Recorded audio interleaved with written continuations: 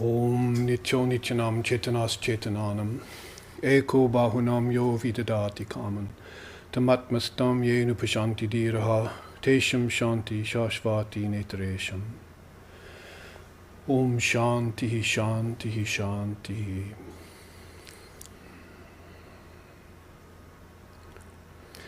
That one, the eternal among non-eternal things,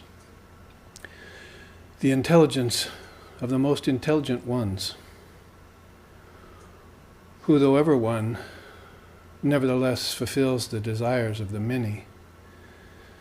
The wise ones realize that one is dwelling in their very self. To them belong peace and to none else. Om peace, peace, peace.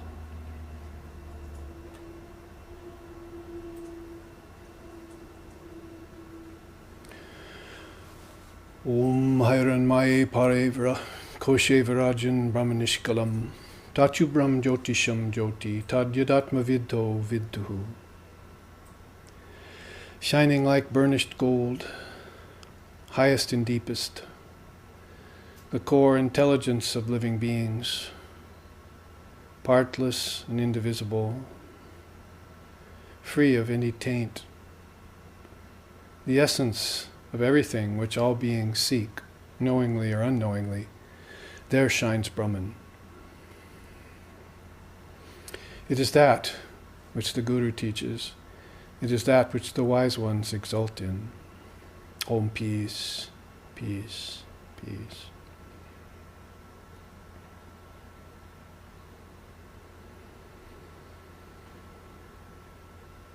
Om Sahana. Om Sahana Vavatu Sahanau Bhunaktu Sahaviryam Karvavahai Tejasvi Navaditamastu Ma Vidvishovahai. Om Shanti Shanti Shanti. May Brahman, the reality, protect us. May Brahman sustain us. May Brahman illumine our thinking process. May we not find fault with each other, with the world, or with the teachings. And may what we study be a source of inspiration to us eternally. Om peace, peace, peace. May peace be unto us, and may peace be unto all. Om Hari Om.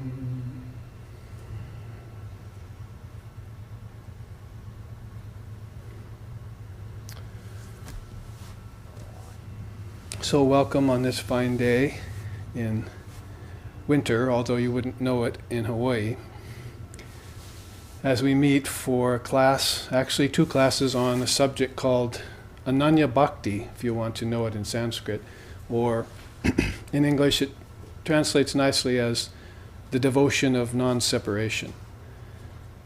And the idea being in scriptures like the Bhagavad Gita that was spoke on the battlefield of Kurukshetra by Sri Krishna to Arjuna, who was in dire circumstances, and all the way up to more current Vedantic times, in the case of Shankara, when he talked about his devotion being devotion to discrimination.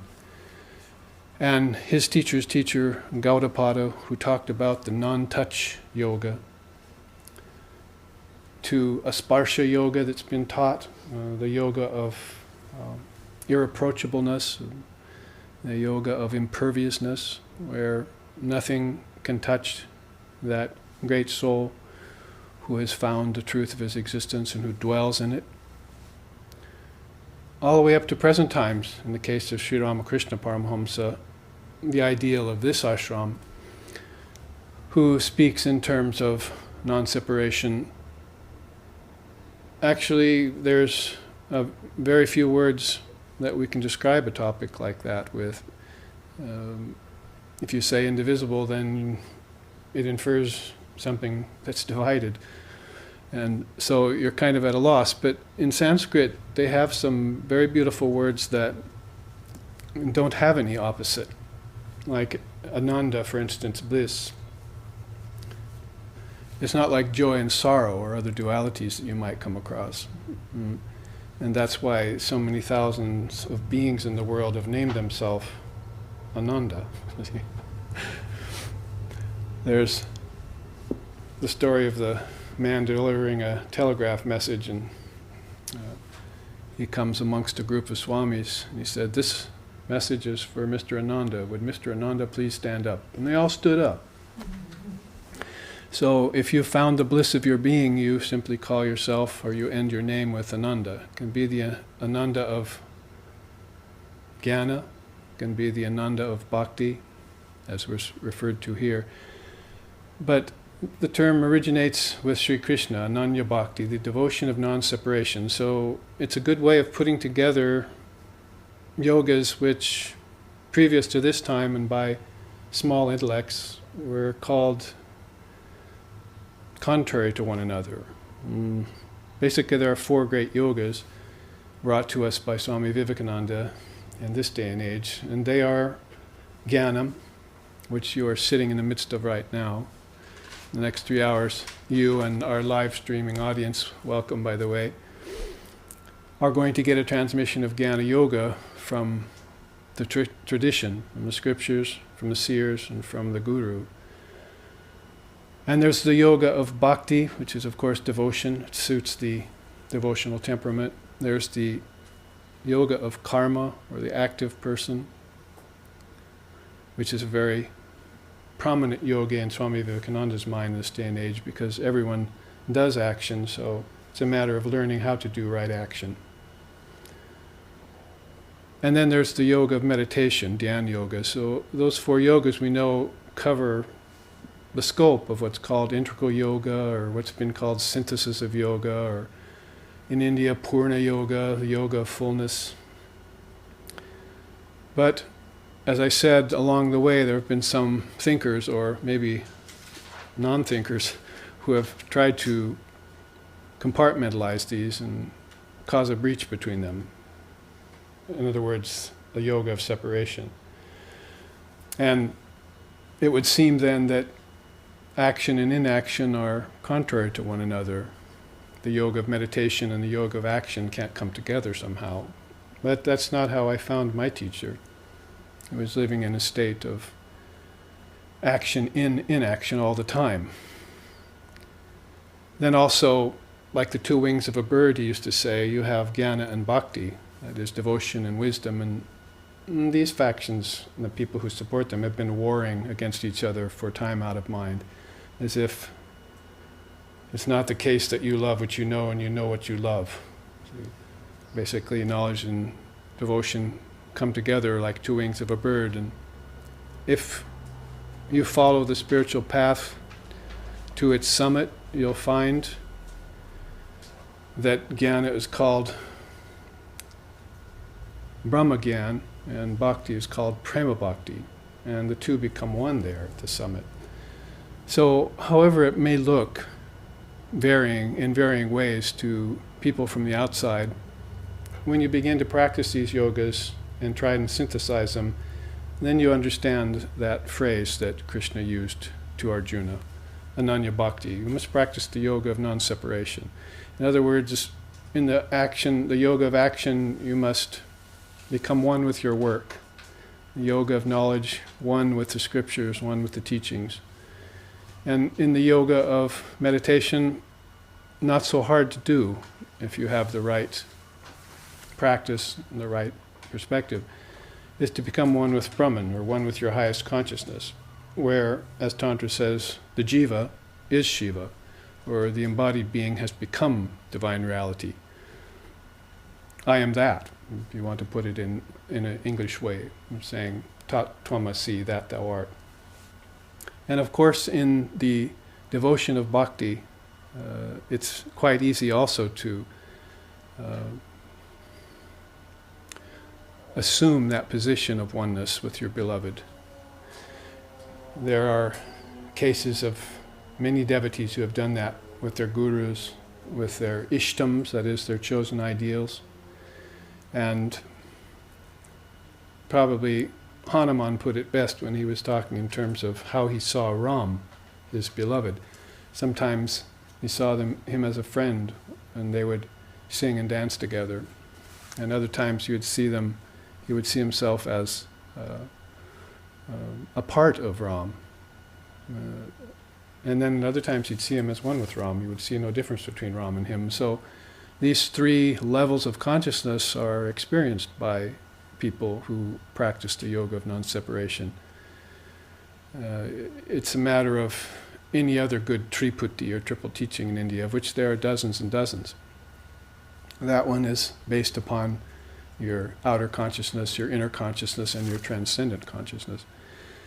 So good yogis and yoginis can move between these levels of consciousness at will, with ease, without finding any contrariness there, as if everything is one mass of pure conscious awareness.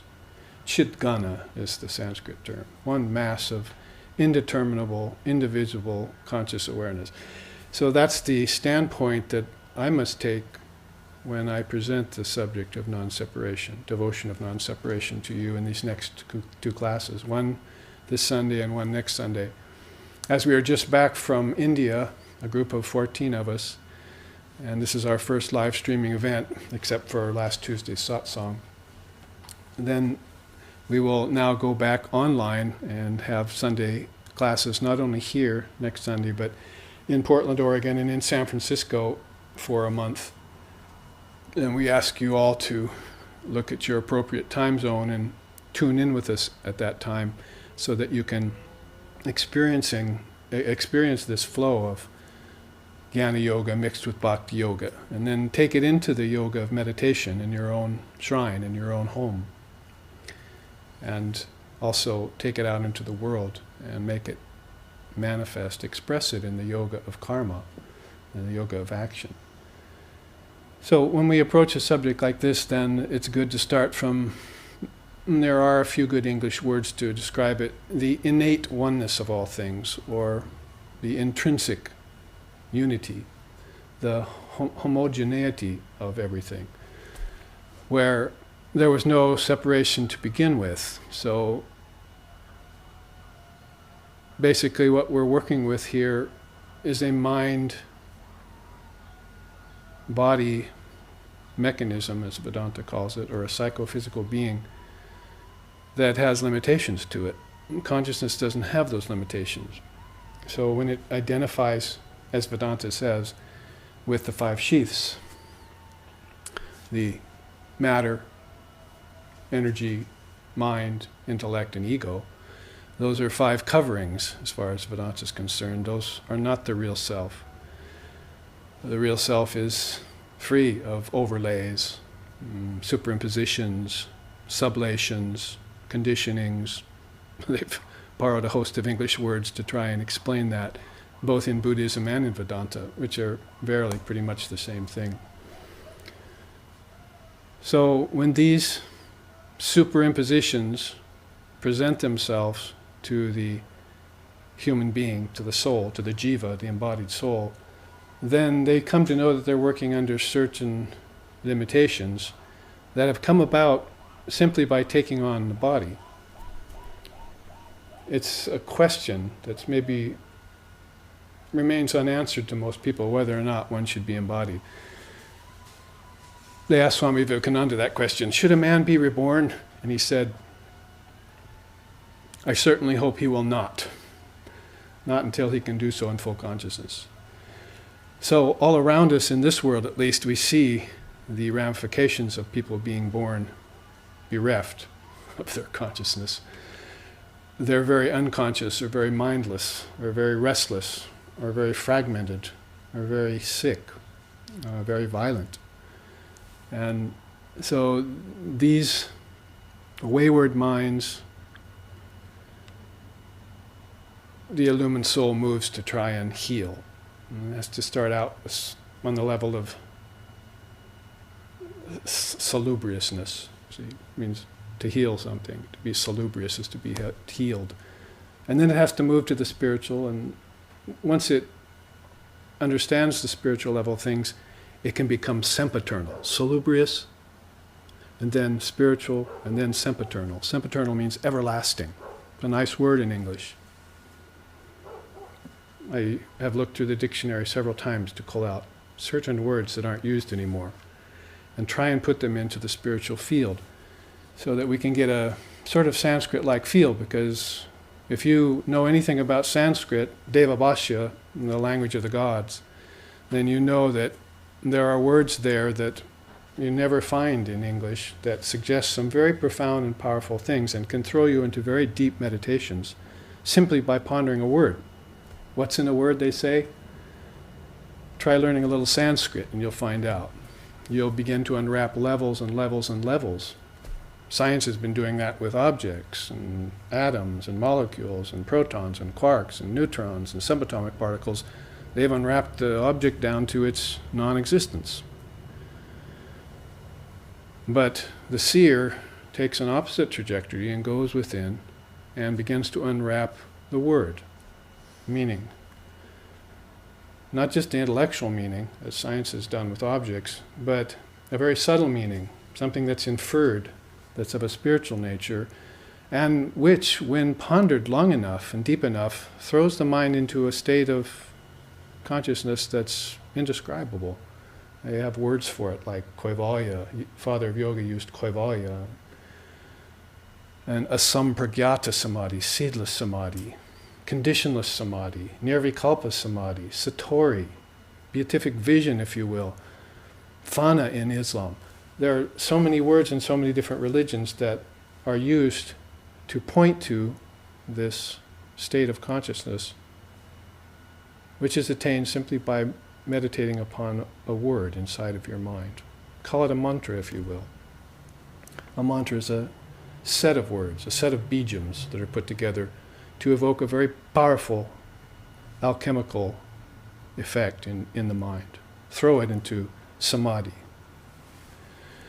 Hopefully a samadhi of a non-dual state where the person experiencing it knows without a doubt that he's not a form anymore.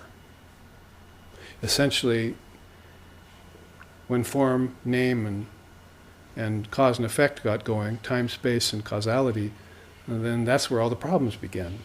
In case in point, when you go into deep sleep, you have none of those problems. In waking and dreaming, you do. And even bliss in dream is a problem, isn't it? Because it goes away. But in deep sleep, you know nothing but an indeterminable mass of pure conscious awareness. And when you're yanked out of it into the dream state or into the waking state, then you've lost that. 10 minutes of deep sleep will put a person into a very restful repose for 24 hours, but 8 hours of dreaming will run them ragged. It won't be the same. So this deep sleep is a prime example of what happens to a person when they realize that their nature is formless. And this is what every great prophet, messenger, avatar, yogi, seer, sage, saint, borrow a bunch of other words for illumined souls from any language. This is what they've all been trying to tell us, and it's what they actually epitomize when they're on earth in the body. They're standing in front of you in a body saying, "Are you sure you want to be here?" And you ask them, "Yeah, can you tell me the meaning of life?" And they say, "Yes, the meaning of life is never to be born again."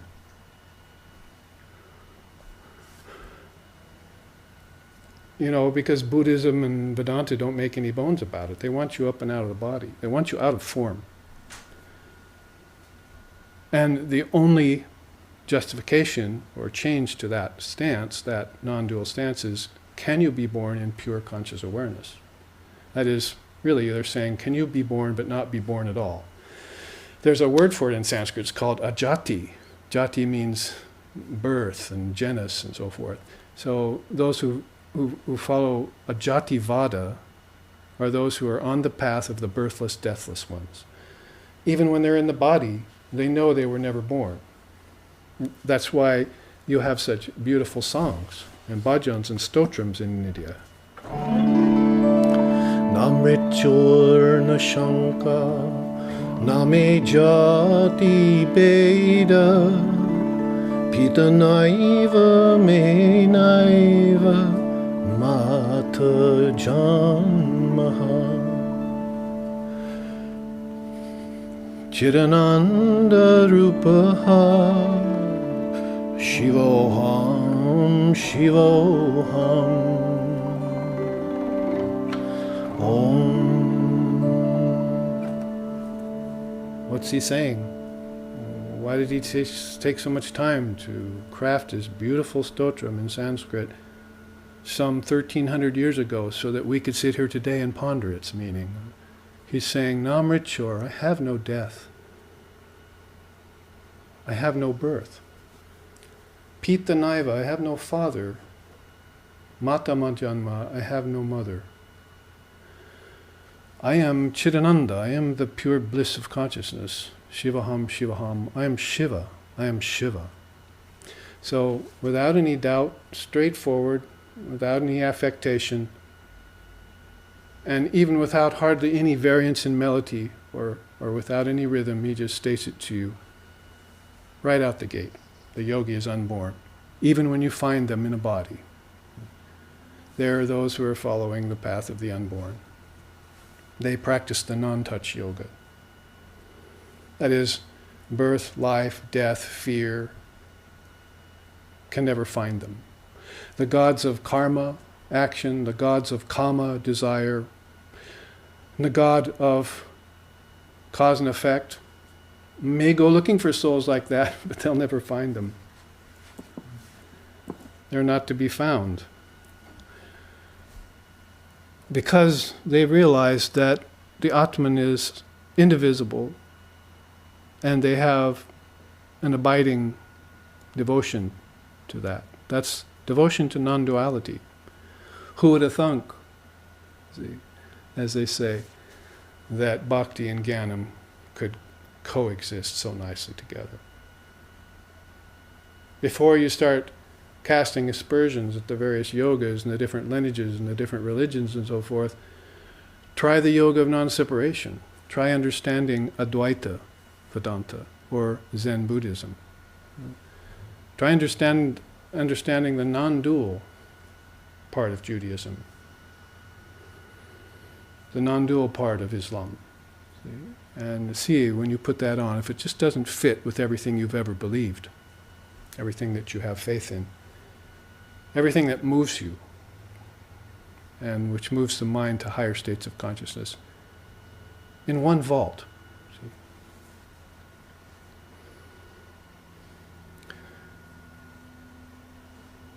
And if it doesn't wear too smoothly and too easily at the beginning, then take it by stages. This is what the Adara system's about. See, you have 5 coverings. Like here at the altar, there's a kosha, you see. Kosha is a container for something. Well, these coverings are containers for consciousness. They're not consciousness itself. So you could say something to a beginning aspirant, you're not the body, as you often hear that, but does that really get to them, get through to them philosophically? What if you were to show the different layers of one's consciousness? See? The body is called the Annamaya Kosha, because Anna means food, and it's full of food. It lives by food. It dies without food. When it dies, it becomes food for other beings. Insects, fire, animals. And then inside of that, just like little Russian dolls back inside of one another, there's another part to your consciousness, your non-self. Shankara called it very unforgivingly. It's called the pranamaya kosha, the body of energy, not kinetic energy, not electric energy. Haven't you heard, man does not live by bread alone? What was he trying to say when he said that? He said there's another energy that's subtle, that's unseen. All, again, in different traditions, in different lands, there are different words for it. Chi, prana. Here in Hawaii, you could call it mana, for instance. It's an unseen energy that flows. It's what causes the eye to see, the ear to hear, the tongue to taste, the heart to beat involuntarily, the eyes to blink without knowing it, causes your breathing process to go on 240,000 times a day and half that at night in deep sleep. It's flowing everywhere at all times. But it waxes and it wanes. Have you noticed in the old people like me? Prana waxes and wanes, so it cannot be the self, which is immovable, which does not flow. Say, get with the flow. You can't use that mantra when you're becoming one with Brahman. You get out of the flow, and you become the supreme stable self, which is immovable and all-pervasive. People are so preoccupied with asana nowadays. How many positions can I learn and get into? I'm trying to find a way to get them out of their preoccupation with Hatha Yoga and get them onto the path.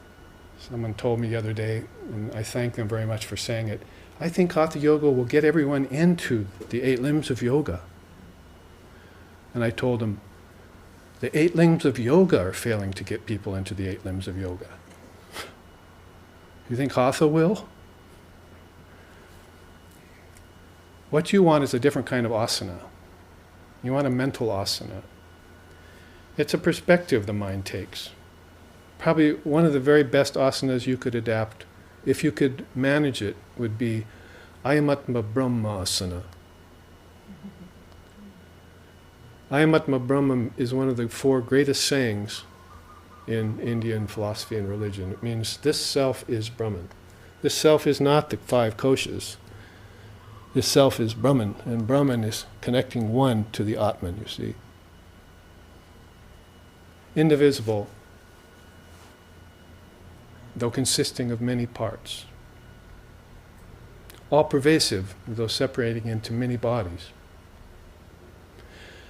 I'm quoting from the Hasta Amalaka Stotram now.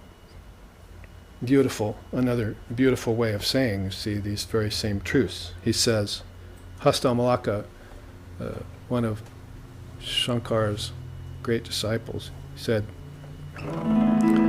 Ganachana dristir ganachana markam yatha nishprabham manyate chati mudaha tata bhavad patiyo mudi drishte sa nichopalabdis swarupanam atmam.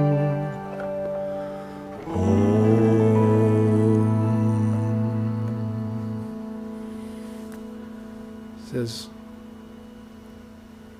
he's describing the phenomena of false superimposition, the overlays of relativity over reality. He says when the naive and the ignorant see clouds, they think the sun has expired. When night falls, they imagine that the sun has stopped shining, has gone away, has burned itself out. But always there, the sun, shining, no matter what superimpositions may cross in front of it. And if that's true of the sun, then it's that much more true of Brahman, the reality. All is Brahman, and thou art that. What would cause someone to compose lyrics like that, short of having the direct experience of them? Is it something you can conjure up in your imagination? Some sort of sankalpic flight of fancy? No. He has 12 verses like that. So, it's much like the man who, wearing glasses, walks into a steam room, you see, and all of a sudden his vision is distorted. He's all blurry. So he just takes his glasses off and he wipes them and puts them back on and he can see clearly again. Consciousness never suffers sublations, never suffers overlays. That's why Christ said, resist not evil, because he knew evil was illusory. You don't give it energy. by declaring it to be real, you show it up to be false.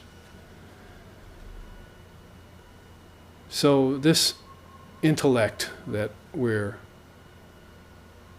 presently encumbered with is like that fogged up pair of glasses. See? We're going to have to take it, we're going to have to clean it, wipe it down so that we can see reality again. Because the intelligence is the nature of reality. They don't call it Sat Chit Ananda for nothing.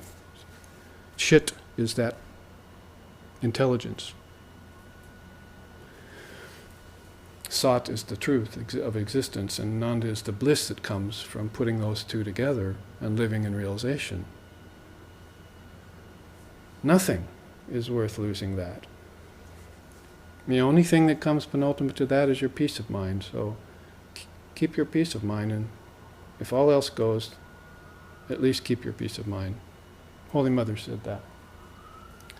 My Guru's Guru, Sri Sharda Devi, said, never lose your peace of mind. You need peace of mind first and foremost. So let job go, let money go, let family go, let it all go if it has to, but keep your peace of mind. Because you'll have to use this mind to get to Brahman. The animals can't get to Brahman, the insects can't get to Brahman, the plants can't get to Brahman. Human beings realize themselves as one with Brahman. Those who realize Brahman become Brahman. It's stated in the Upanishads. But back to what I was saying, there is not one mention of Hatha Yoga in the Upanishads. Not a glimpse or a trace of mention of it in the Bhagavad Gita. Nothing about it in the Brahma Sutras. Nothing about it in the Avatutta Gita. Nothing about it in the Ashtavakra Samhita. So, go beyond this outer core of body, see, Annamaya Kosha, that which exists by food and dies by food, and get into that area of subtle energy, which is a missing link in our culture's present-day understanding. We don't know about prana.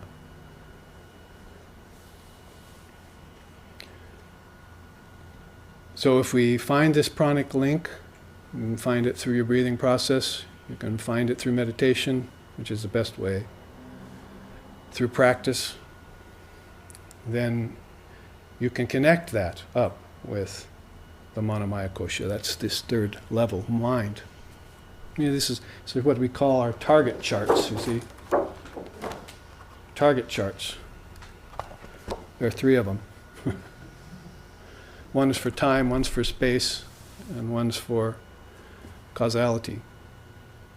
So, if you're talking about the devotion of non-separation, then you must understand non-separation, right? You have to understand something before you love it. The mistake is being made over and over and over again in people's relationships, that they try and love somebody without understanding them. It's the other way around. Thought is father to the deed. See?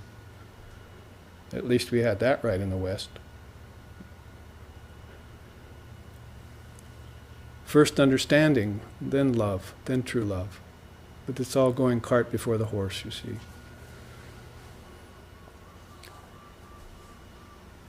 People talk about the heart, the heart.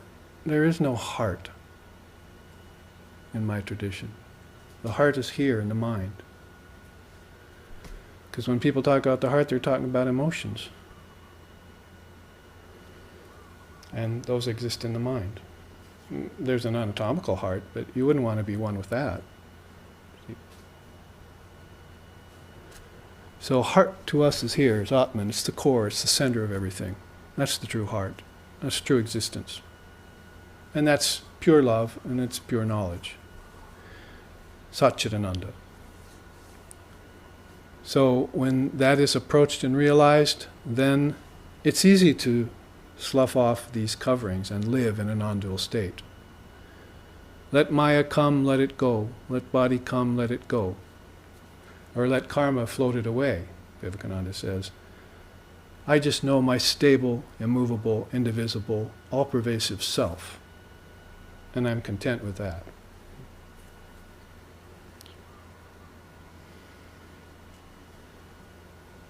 So if one moves into penetration of these false superimpositions, the Sanskrit word is vivarta. Sometimes they use adhyasa.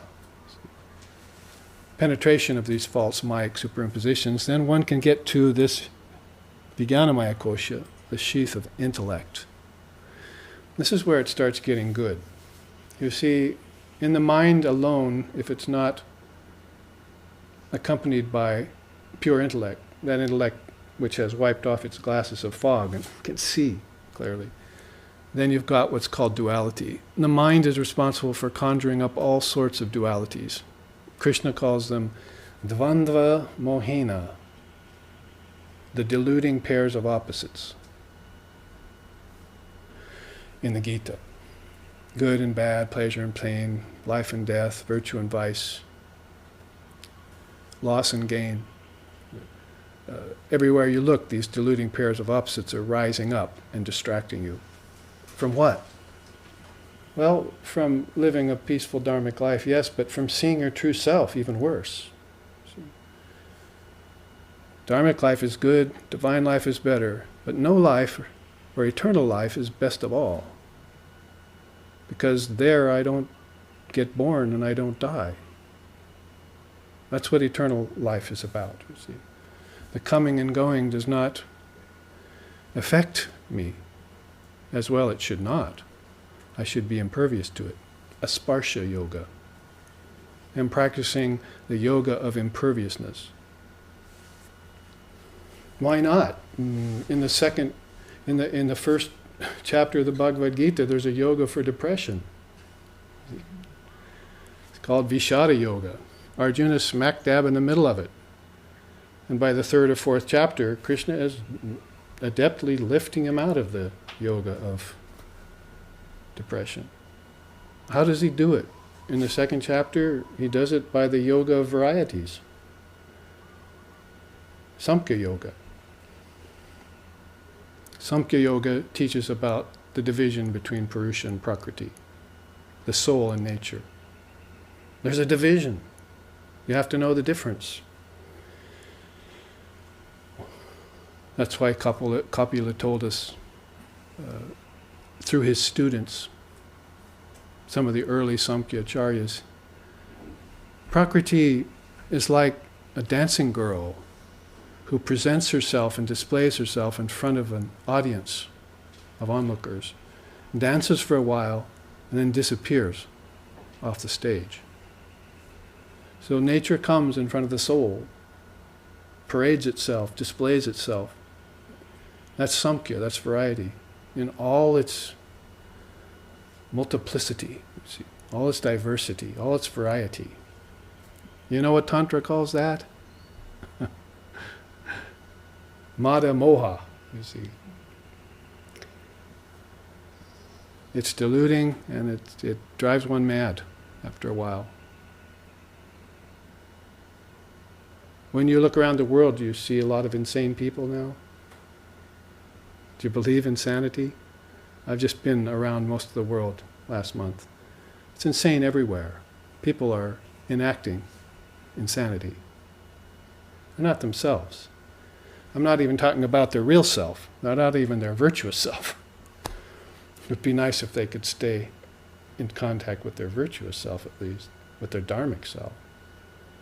So when one begins to lose touch with their intelligence, with their mind, and the dualities start to insinuate themselves upon consciousness, then the whole thing is going to hell in a handbasket. Nice term, nice phrase. So one needs to continually be honing that intellect. That's the goad that will penetrate through Maya. Ego won't do it, mind won't do it. It needs to be the intelligence. If the ego gets attenuated by the intelligence, and if the mind gets rendered non-dual by intelligence, then those mechanisms become united. That's called the antakarana, the inner cause of everything. The realization you get from uniting thought, citta, mind, manas, intelligence, buddhi, and ahamkara, ego, into one composite package is the yoga of non-separation. This is what we're talking about. When the mind is what it should be, they call it in Buddhism, for instance, Buddha mind, or original mind. When the mind is what it should be, then the I has been made single, right? The I has been made single. And when you have a single I, then you have an eye of wisdom called Jnana Chakshu. Jnana Chakshu, mentions of the single eye have been found by this humble researcher in about 5 or 6 different religions.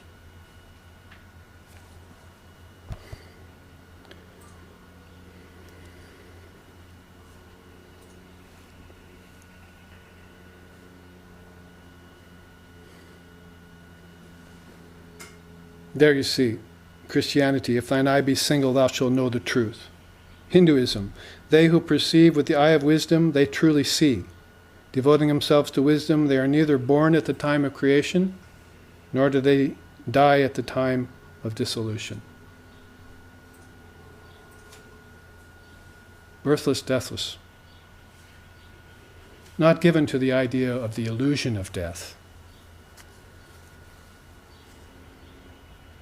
Not born in ignorance. Buddhism, Lord Buddha said, I have the true Dharma eye, the true Dharma hidden in my wisdom eye. So Christ, Buddha, Krishna, are they saying anything different? In Taoism, Lao Tzu says, the eyes are the windows to the soul. Between the two windows is the main door to divinity. Enter there to discover your inner divine nature. You would have to then adopt the meditation yoga, wouldn't you? Dhyan yoga. You'd have to sit, make that eye single. Open up that 6th chakra. Watch that lotus bloom. And rest there in bliss.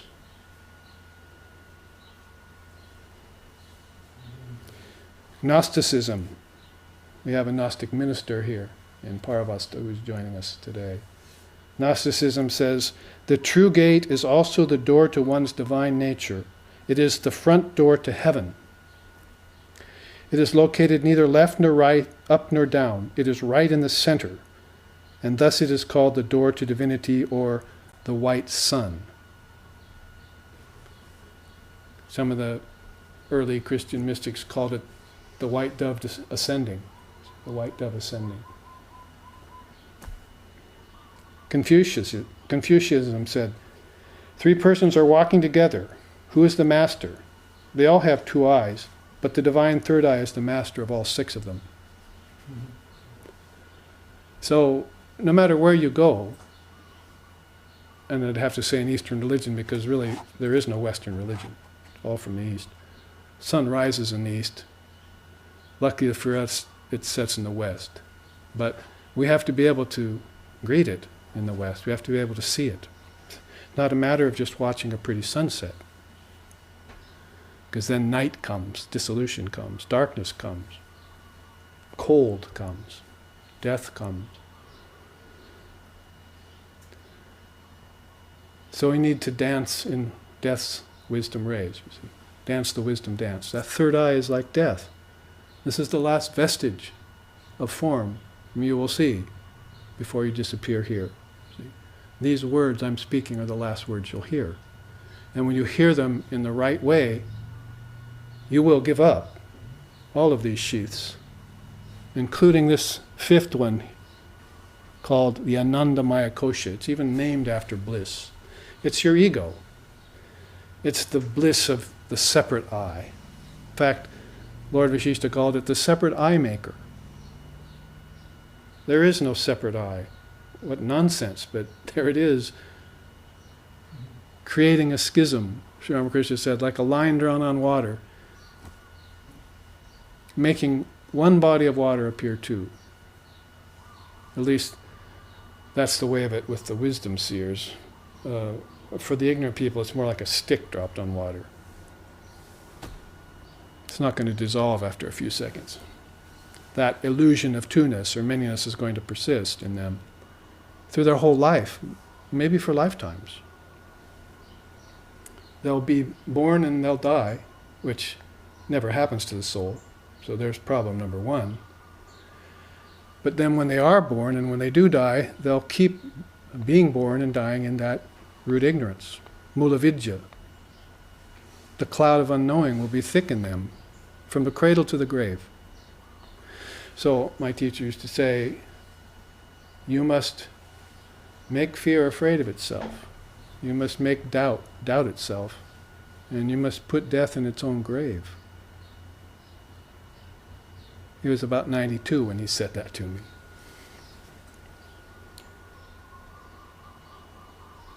And his eye had opened. He lived in a non-dual state all the time. We saw that about him. We didn't understand it at first, but after we spent time with him, and we understood that he lived in a non-dual state all the time. So, we talk about the awakening of consciousness. Consciousness never awakens. We talk about the transformation of awareness. There's no transformation in Brahman. Your kids don't grow up. You don't die. The soul doesn't come and go from heaven to earth to hell. Consciousness doesn't accept those fallacies. You cannot convince in the high court of non-dualism the judge, you see, of the existence of death or fault or blame or sin or evil or even goodness or altruism. It's untouched. When you talk about the devotion of non-separation, I might as well have gotten on camera and said, I'm going to speak about the devotion of non-separation now, and then not said another word for the next 3 hours. Just went into it. And that's precisely what happened with Sri Ramakrishna Paramahamsa. They used to be in front of him and they'd say, tell us what happens to you in non-dual samadhi, we want to know. And he'd say, well, all right, I'll tell you. And he was gone. And he'd come back an hour later and say, can you finish that sentence, Susie? So once he actually was able to finish it, he said, it's like a salt doll walking in an ocean. So you can probably get the inference from those few words. I feel like a salt doll walking into an ocean. In other words, at first, he thought the ocean could be measured. And he'd be the first to come back and tell everyone how deep it was. Not going to happen. You dissolve there into your formless nature, the Atman, into Buddha nature, into Tathagata Garbha, into Kaivalya, into Mukti, into Moksha. And there's nothing left to come back to tell anyone anything. That's the devotion of non-separation. If I'm able to come back and tell you about it, it's because I'm dwelling here, not here. If I start to dwell here,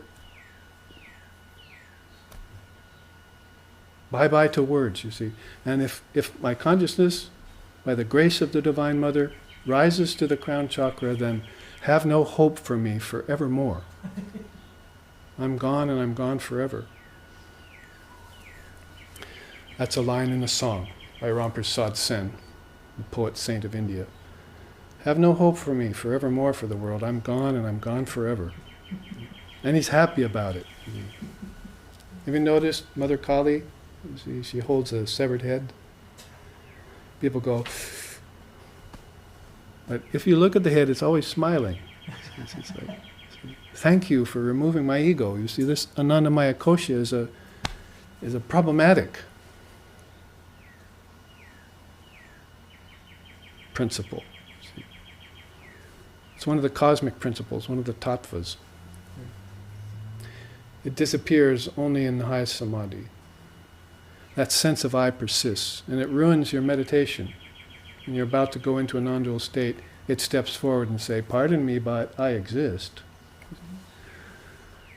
And I need some attention here.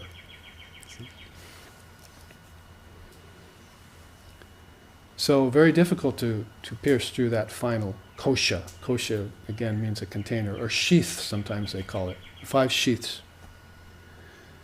So this is Vedanta 101. Vedanta starts here and then ascends. Vedanta starts assuming that you already know that you're not the body-mind mechanism. And so many people come and they go away.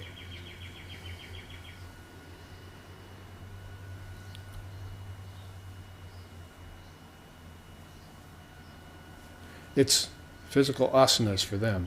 See? They're going to have to start at the ground and start to work up again all over again. How far will they get? To the breathing exercise?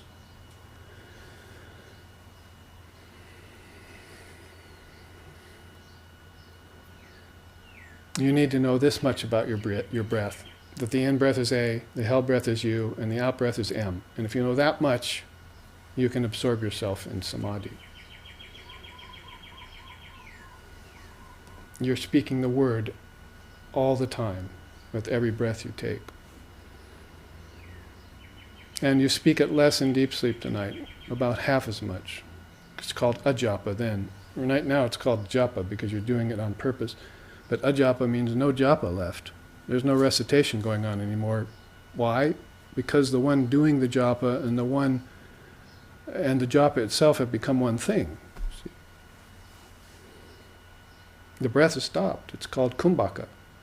And that's the 4th stage of the breath that the hatha yogis never teach you. See? That when you breathe in, there's a kumbhaka. And then when you breathe out, there's another kumbhaka. That is the cessation of breath. Everyone's, little miss run ahead, you see. I want to get on to the next breath, to the next asana. Slow it all down. This universe is a manifestation of your own mind. You have to come to know how you're doing it. They say, know the self, know the truth, and the truth shall set you free. To know the self. In order to know what the self is, you have to know what it's not. People think they can jump from the lowest chakra to the highest chakra, or from the lowest state of worldly consciousness to samadhi. It doesn't work that way. Yes, you are born with it. One of my siblings was born as a master violinist. Another of my siblings was born as a mediocre violinist. Did God bless one and the devil curse the other? Or did one learn this in a previous lifetime? Came out of the womb like this. This was his mudra. People are coming out of the womb nowadays going like this. They're like this. That's their mudra. Mudras are very important. Hand signs, you see, gestures, spiritual gestures, very important. I am Shiva. I'm stable. I'm impervious. I never get frustrated. Emotions just dance across my face.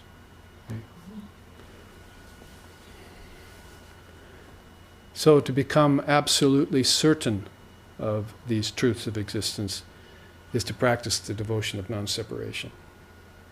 And it becomes less of a practice and more of a state of awareness. It becomes you and you become it. It's sort of like 7-Up in the old days. It likes you, you like it, right? You drink it, it becomes one with you. But this is the new 7-Up, you see. 1, 2, 3, 4, 5, 6, 7, up, you see. Let's get the consciousness raised. But hanging out at the 3 lower chakras, where eating, drinking, and sex life is all that goes on. At least raise yourself to this consciousness, because if you get to the heart, that is the Atman, this 4th lotus, then you'll not be born on this earth again. unless you want to do so of your own accord. This is where the devotees are. See? If you come back from this chakra, you'll come back as a lover of God, a saint, a seer. And you'll live your life for the good of others.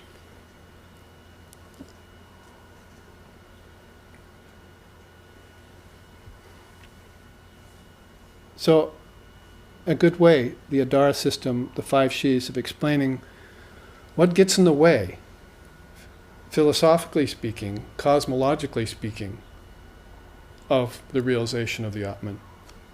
And this is not the work of a devil. There is no God, there's no devil, there's just you, the great self. And that great self needs to express itself. And it'll take on coverings, you see, take on sheaths, it'll take on overlays, but then it can just as easily slough them off. That's a masterful being. They're actuating what's called Lila Sankalpa, while others are practicing Maya Sankalpa. Sankalpa means the projection of the mind of different desires and fantasies, imaginations. You know, borrow from the 5 elements, and you borrow from Maya, and you borrow from the mind, and you'll conjure up a world for yourself with your fellows. Somewhere, a few hundred years ago, the word America got batted around Maya. And millions of souls said, I like that idea. I think I'll manifest it. And now here we are. It's not the work of God or the devil. Reality is acreate, Vivekananda says. He saw us and he said, wow, what great masters of nature you've become, but you're little babies spiritually. Don't you know that reality is acreate? It doesn't create, it doesn't sustain, and it doesn't destroy. Those are foreign concepts to consciousness. Those concepts are indigenous to Maya, to the mind in Maya, you see.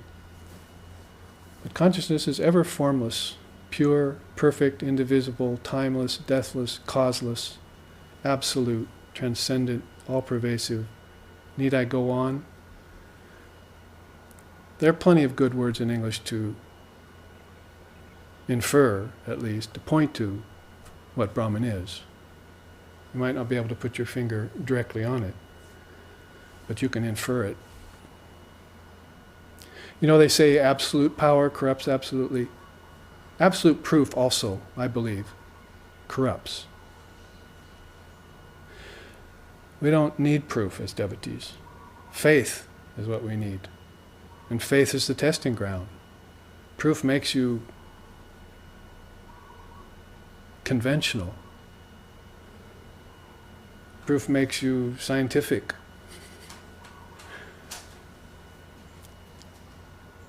There's always got to be that, in that quotient, a little uncertainty, a little unsurety, a little push. And it is not called belief. Far beyond belief is, mere belief is called faith, shraddha. And that doesn't need proof.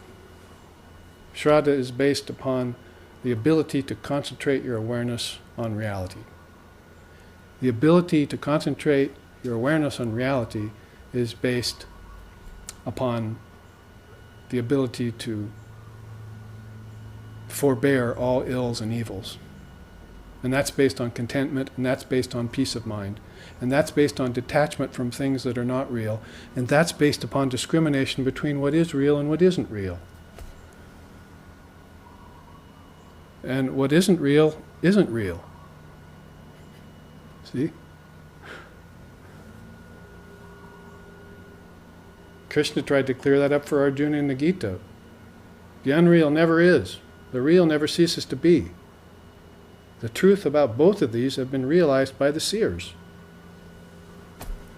That's a direct quote from the archetypical soul. He who taught Sankhya to Lord Brahma's sons. And after they learned it, they said, the greatest teaching in the world is Sankhya. The greatest power in the world is yoga. And so they put Sankhya and yoga together. And they found out the unreal never exists. The real never ceases to be. The seers have found out the distinction between these two, between nature and spirit, between the sentient and the insentient, between the essential and the non-essential, however you want to put it.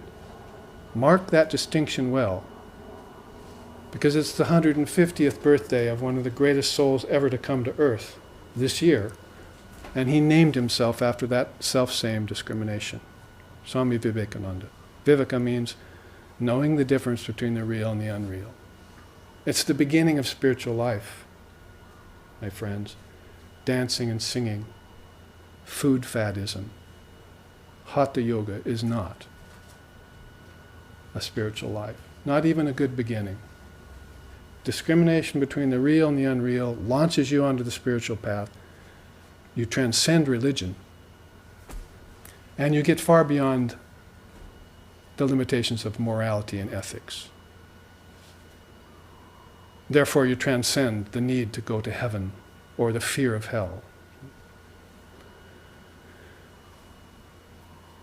You find yourself back in your own soul, the one soul that contains all other souls, the indivisible soul, they call it. Brahman, Allah, Almighty Father. Pragyaparam, Buddha called it. You think Buddha didn't believe in a God? He didn't specify it. One of his students asked him, so, there is God? He said, did I say there was God? Well, then there isn't God. Did I say there wasn't God? But he himself used two words, Pragyaparam, the supreme intelligence, and Tathagata Garbha, Garbha, the very stuff of consciousness. It's just that you can't put a name on a formless thing. See? It's everywhere. So call it Sarvosmi, in everything. But don't mistake the thing for it. That's discrimination. You can't just, in a New Age fashion, just say, oh yes, it's all Brahman. Ice cream is God. Smoking is God. Everything I do is God. I can just throw everything out. The baby with the bathwater, see. God is not a name, it's not a form, it's not an energy, it's not matter, and it's not thought. That's a good way to put it. So if you're going to practice the devotion of non-discrimination, then you will probably want to understand these three teachings of Ganesh, you see.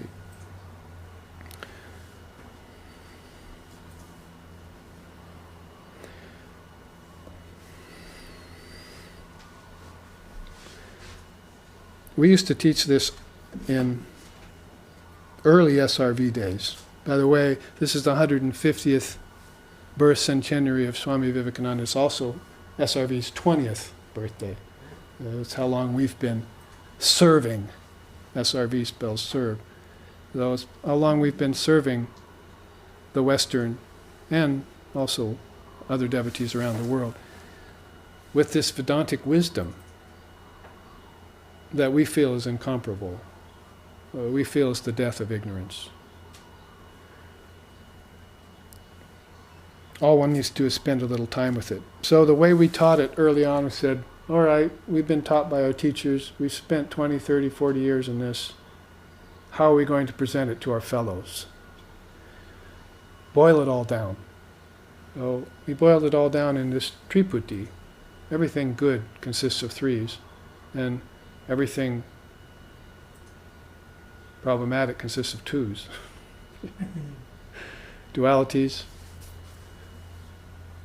But a Triputi leaves an open door.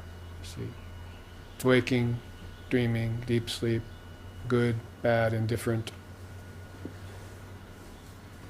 life, death, and eternal life. There's an open door to every duality.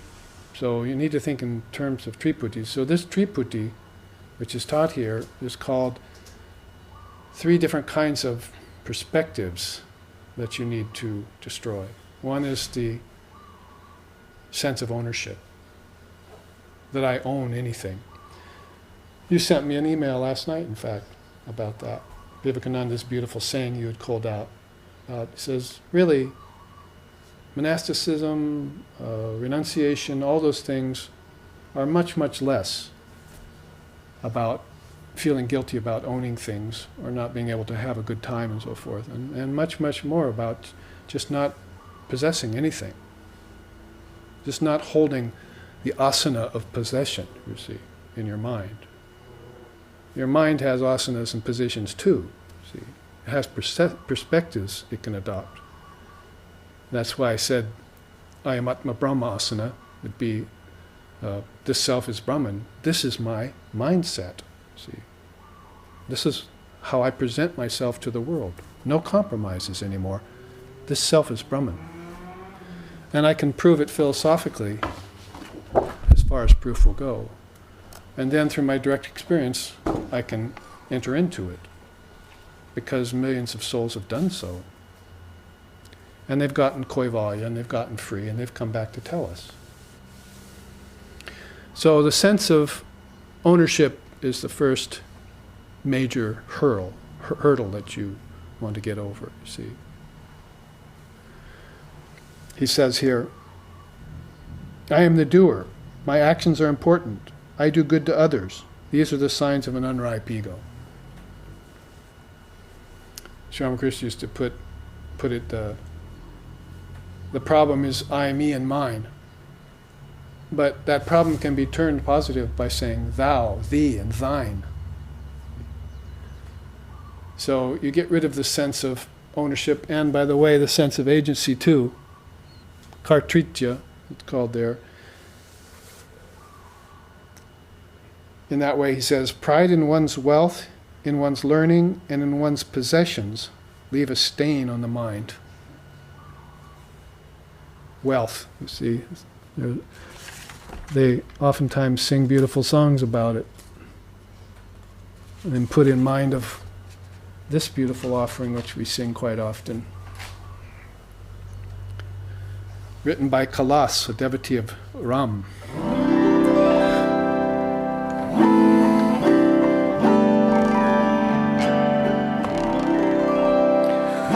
Namajapane kyun chor diya Ram naam, Japane kyun chor diya Ram. Namajapane kyun chor diya Krodana chora, Jutana chora, Krodana chora, Jutana chora, Satavachane kyun chordiya Rama, Namajapane kyun chordiya Rama nam, Japane kyun chordiya Rama, Namajapane kyun chordiya.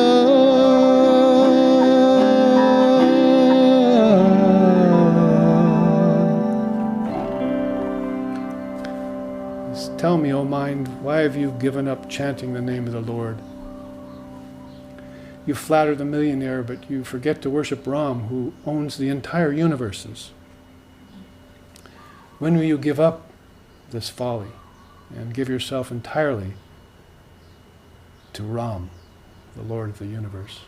Well, does that sound like the devotion of non-separation to you? Some people just want to express it in a song. That's good enough. The thing about songs in India, though, is that the lyrics are much more profound than you'll find on the radio in the West. They won't open their mouth if they don't have something worthwhile saying that will benefit humanity and be for their highest good. So I went to India when I was in my 20s. I learned a couple hundred songs, came back, started singing them for my teacher. And when I started, he said, if you sing these songs of this tradition, you will be enlightened.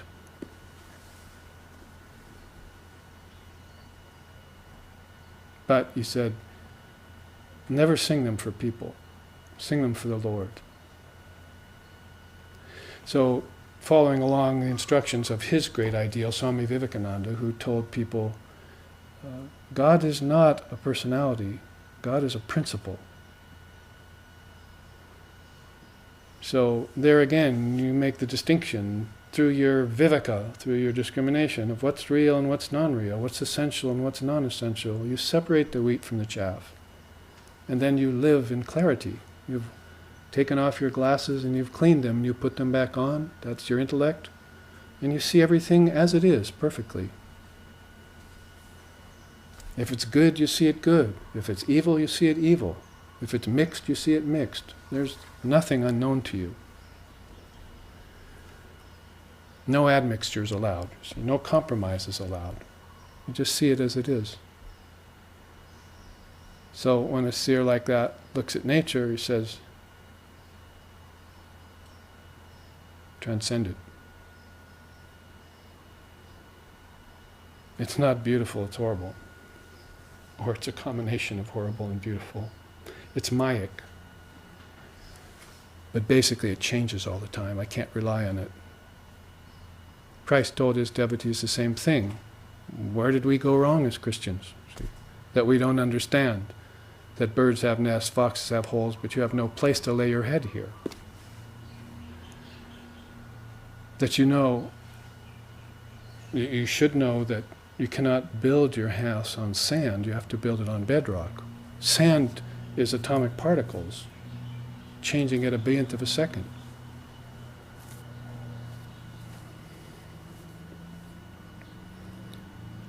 These truths are as good as gold, and they're as good now as they were 2,000 years ago, or in Buddha's case, 2,500 years ago, or in Krishna's case, millennia ago, many millennia ago. They ring true because they are true, and truth is eternal. It's not subject to time, passage of time.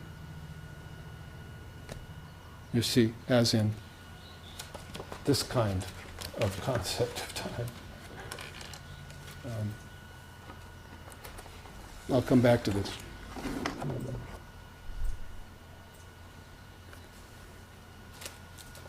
This kind of concept of time. One celestial year is 320 human years. 1,200 celestial years is a Mahayuga. 71 Mahayugas is one Manvantara. 4,320,000,000 year cycles, or 14 Manvantaras, are one Kalpa, and that's one day of Lord Brahma. 100 of those Kalpas is a lifetime of Lord Brahma. And beyond that is Shiva Kala, the witness of all time. So when you get out of the river of time, or you get out of the river of space, because here's how you would look at it in terms of space, the ego is posited right in the Bhutakasha. That's the space of objects. The space of objects is this little Russian doll here whose name is Gross. Human bodies, animals, insects, plants, microorganisms, planets, ether, air, fire, water, earth, objects, atoms, molecules, and much, much more are all contained inside of the Bhutakasha. The word Akasha is a word we don't have any equivalent in English for. It means space, yes, like ether. But inside of this ether, or covering this ether, there are 4 other ethers at least that the ancient seers, we're talking again back to Lord Vashishta's time, millennia before Lord Buddha, knew about. They knew about the prana, not just prana that was flowing through your nerves, right? I mean, because you can't even see that, can you? Carrying nutrients, blood, and all that. Yes, you can see that, but you can't see the energy that's carrying. And it's carrying it through nerves. But if you were to take that and step back from it, you'd see a whole nervous system connected to these 7 chakras through which a subtler energy is flowing called psychic prana. And if you were to examine all of those little nadis, all of those little nerves and their nerve endings, you'd see they'd be ending up in these akashas. And you'd see souls flowing along them when they leave the body. If you could somehow imagine that as a sort of hologram I could project, then this human body would be sort of a template, a sort of a suggestion of the infinite nature of spiritual passageways that flow inward. Not just rivers and tributaries and wind currents and tides and trees and outward nadis, but inward nadis. These are where souls go when they die, when they experience the illusion of death. This is where they go. Indians known about this forever. We're still asking, what happens to a soul after it dies? Well, number one, it doesn't die. And number two, if it believes in the illusion of death, then it courses along these different passageways and goes to these different atmospheres. They're called akashas. Akasha of matter, akasha of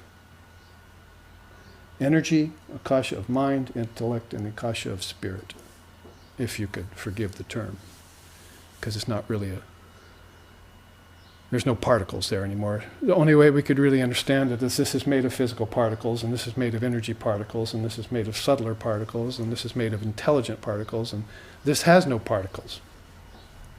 Sri Ramakrishna tried to tell us that, and just drop a sugar cube in a cup of hot tea and watch it.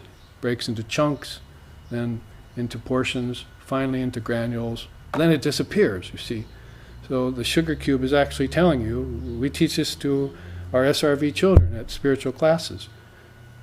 The sugar cube is actually telling you there that I dissolve, you see. Everything dissolves. Everything is soluble back into its essence. If a scientist looks at a block of ice and watches it turn to water, and then watches the water turn to vapor, and then the vapor disappear into ether, why should he stop there? Why isn't the ether going to disappear into another ether? And there you will find the thought block of ice. You'll find the thought flow of water. You'll find the thought gas, vapor. And pretty soon you'll be on the trail of the Word. In the beginning was the Word was with God, and the Word was God.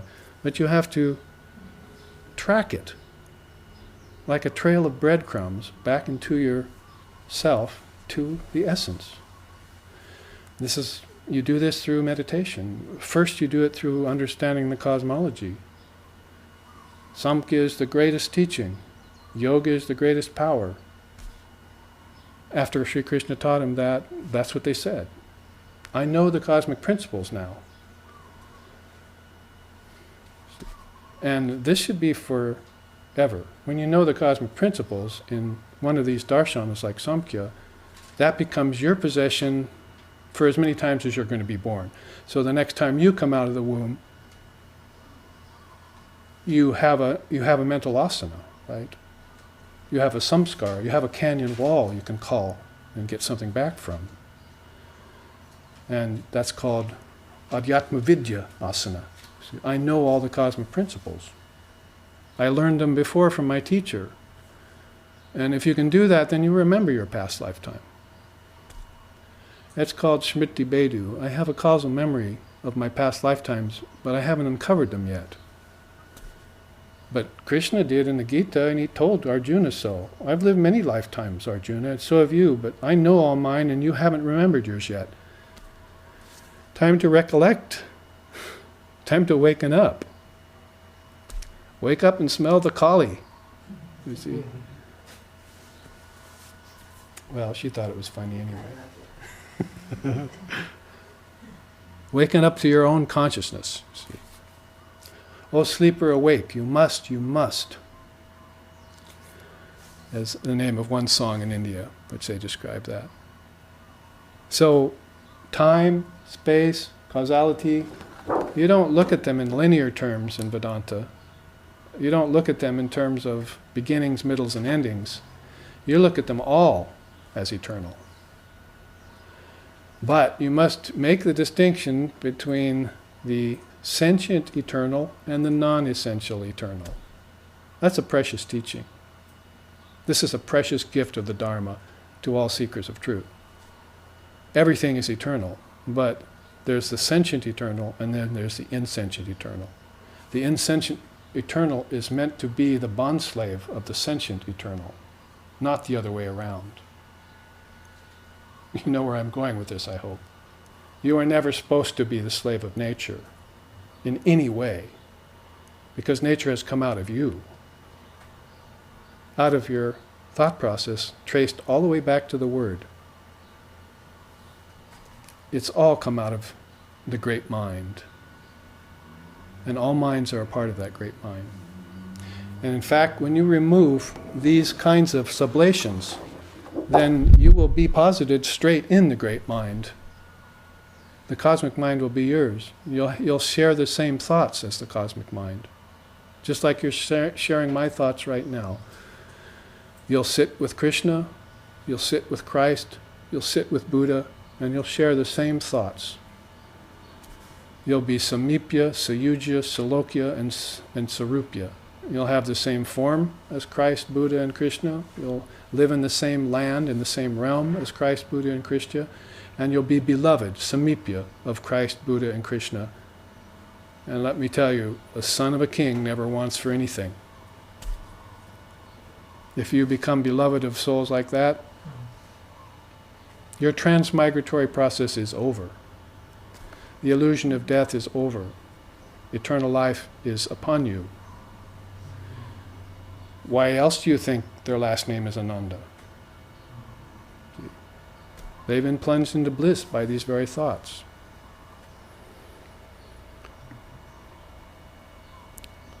So, lift the mind up out of those old conventional ways of thinking. Get into the Jnana Yoga. Clarify the process. Cosmology first, then philosophy, and then spirituality. And through spirituality, you'll learn what's sempiternal, the everlasting, called I and my Father are one, this self is Brahman, and so forth. Those will be your mantras. I asked one illumined soul once, what's your mantra? And he said, I don't have a mantra, I only have a Mahavakya. A great saying. So I don't say, save me anymore. See. In the West, the Savior, is the Avatar is a Savior, right? But on the Eastern horizon, the Avatar never was a Savior. It was an exemplar. You never wiped your boots on your Avatar. Wiped your shoes on the welcome mat of the Avatar. You used him as an example to become just exactly like him or her. And that's the problem with conventional religion. It's become weak, become dependent. It's become superstitious. It's believing in impossible, untenable assumptions like original sin and seven-day creation theory, taking them literally. If you take them symbolically, I don't have any problem with them. You can use them for fodder for philosophy, but you can't take them literally. They'll lead your religion into superstition and the people with it. So Vivekananda came and he said, I want religion with an uppercase R to return. The death of superstition, devils, and all that. And Kriya Yogiism and mysticism isn't going to do it. We have to combine the four yogas in such a way that even a baby can digest it. Because, as I said, he knew we were spiritual babies here in the West. Material giants, spiritual babies. So that balance has to shift, you see. Some of the material wealth has to go over to the East, and then some of that wisdom has to come to the West, and try and balance things out That's the most you can hope for in this world. Because he also told us a good world is non-existent. It's like saying hot ice. What you're trying to achieve here is some sort of balance, a middle way. The golden mean. Someone was writing me about the golden mean from prison the other day.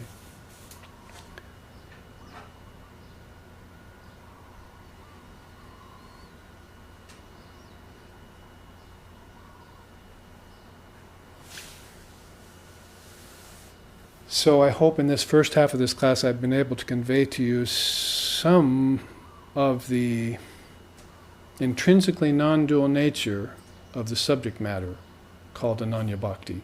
It's a beautiful blend of sweetest love and most profound wisdom.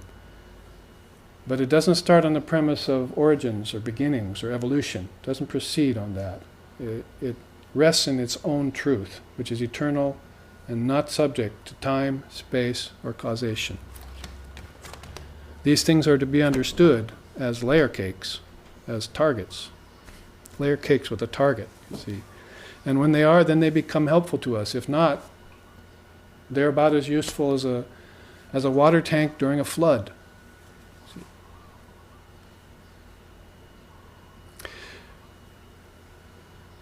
So thank you kindly for your attentions during this first half, and we will take 10 or 15 minutes. And as we do, the live streaming audience will get to see these charts close up. You too may approach and see them if you'd like.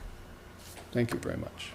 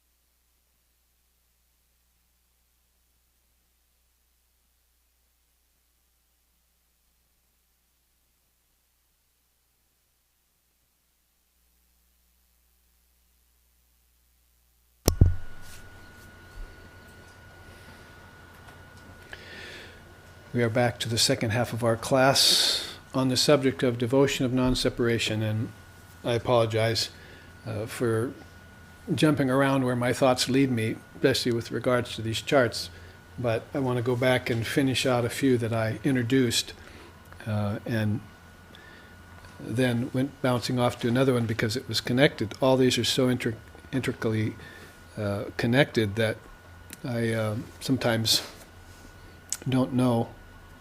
You can see I bring quite a lot. I've got big eyes, they say.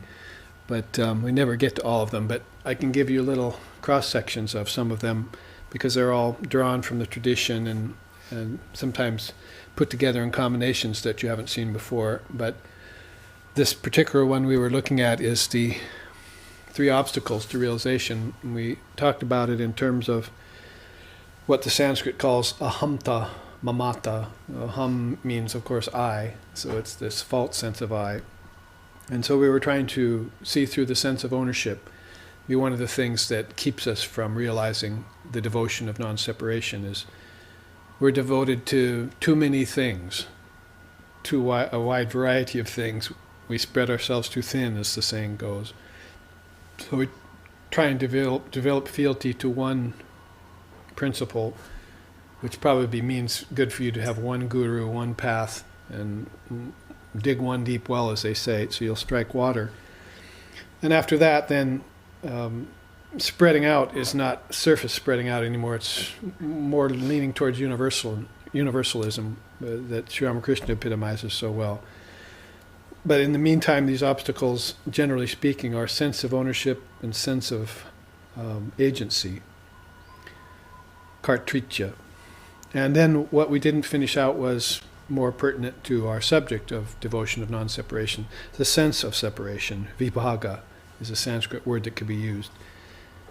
Sri Ramakrishna loved to tell stories about Prahlada, one of the great seers of India, because his situation is one coming out of a very dark background in life and then emerging as a realized soul, which is much more impressive than taking a good moral person and turning him into a realized soul.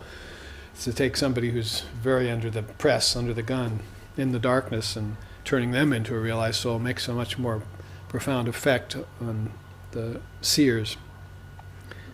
So that was the case with Prahlada. So drawing a quote here from Sri Ramakrishna, he says, in terms of sense of separation, Prahlada had 2 moods. Sometimes he would feel that he was God. In that mood he would say, "Thou art verily I." But when he was conscious of his ego, he looked upon God as his master and himself as the servant. So they say that having one ideal is good, but quite often for the sincere devotee who wants to go deeper into spiritual life, you do have to learn to hold 2 ideals. Sri Ramakrishna told another story about that. A man sees a rose on a bush and he reaches out to pick it. He gets the rose, but he also pricks his finger on a thorn and comes back bleeding. And so he's, rubbing his finger, and somebody asks him, "Oh, that's too bad. Didn't that hurt?" And he said, "It's nothing."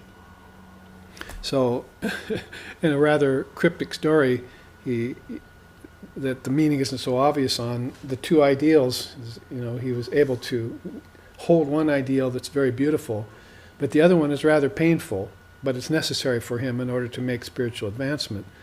And he considers it nothing to try and to suffer that pain in order for the sake of making spiritual progress. So many times that's the case when we approach a non-dual state of mind.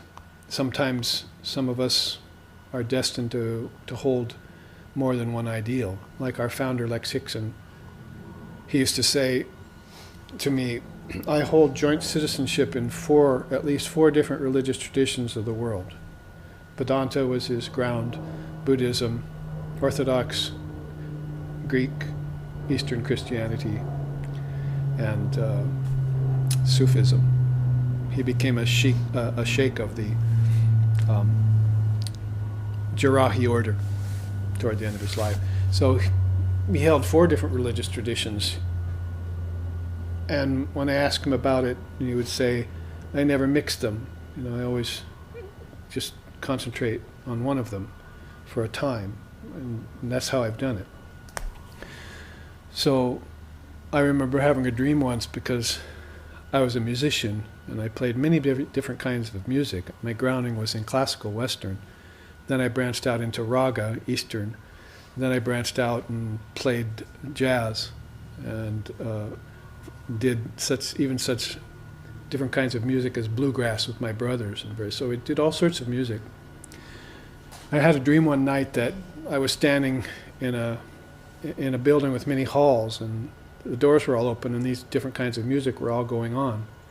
And it was a cacophony, a horrible cacophony. So when I went and closed the doors and just opened one, I could enjoy the music that was coming out of that. And I'd shut that door, open another, and I could enjoy that music.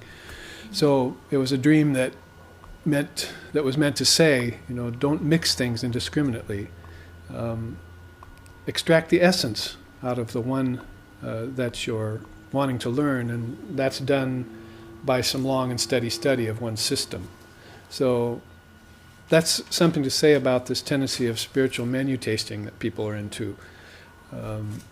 It's really not going very far to help them destroy the sense of agency, the sense of ownership, and the sense of separation. It's actually thickening those walls, those borders, in many cases. So there's some very subtle spiritual innuendos and mechanisms, practices you can use to thin those walls. Like, say, thin the wall of the ego so that you can see your true self rather than your false self. As he was saying here, it's a matter of the unripe ego. See, I do good to others, I am the doer, my actions are important, that's a sign of the unripe ego. Whereas of myself I do nothing, is how Sri Ramakrishna used to say. Mother Kali does everything through me. I don't do anything. I'm just a bunch of sticks tied together with string, and she's operating the main string, you see, and she moves me here and there. And he used to sing songs like Shakale, Tomari Icha, others call work their own, but all work really belongs to you. And the lines of the song say, I'm the chariot, you're the charioteer. I'm the house, you're the indweller. I move as you move me. I speak as you speak through me. Very beautiful songs they used to sing that really epitomized the level of consciousness he had reached about diminishing the ego, so that he practically was egoless. I don't think you can cite another great soul in history who was as egoless as Sri Ramakrishna.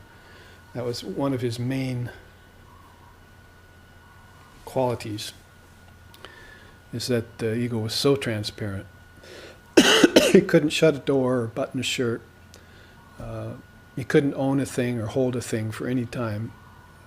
If so, you put a gold coin in hand, his arm would atrophy, would experience atrophy, He would actually have pain. So he was very, very sensitive. He ate very little. They say he, hard to almost see him glide across as if his feet were not touching the ground. He had some very, very sattvic nature, I guess is a good way of putting it, for lack of a better term. Whereas Vivekananda was, his main disciple was like feet on the ground, bull by the horns. He could go anywhere, do anything, eat anything, and mastered the world that way. We celebrate him on this 150th birth centenary of his. So fortunate to have a soul like that come to earth. Holy Mother used to say about him, Naren, he's like one of those souls that sits in meditation for 700 years at a time and doesn't move.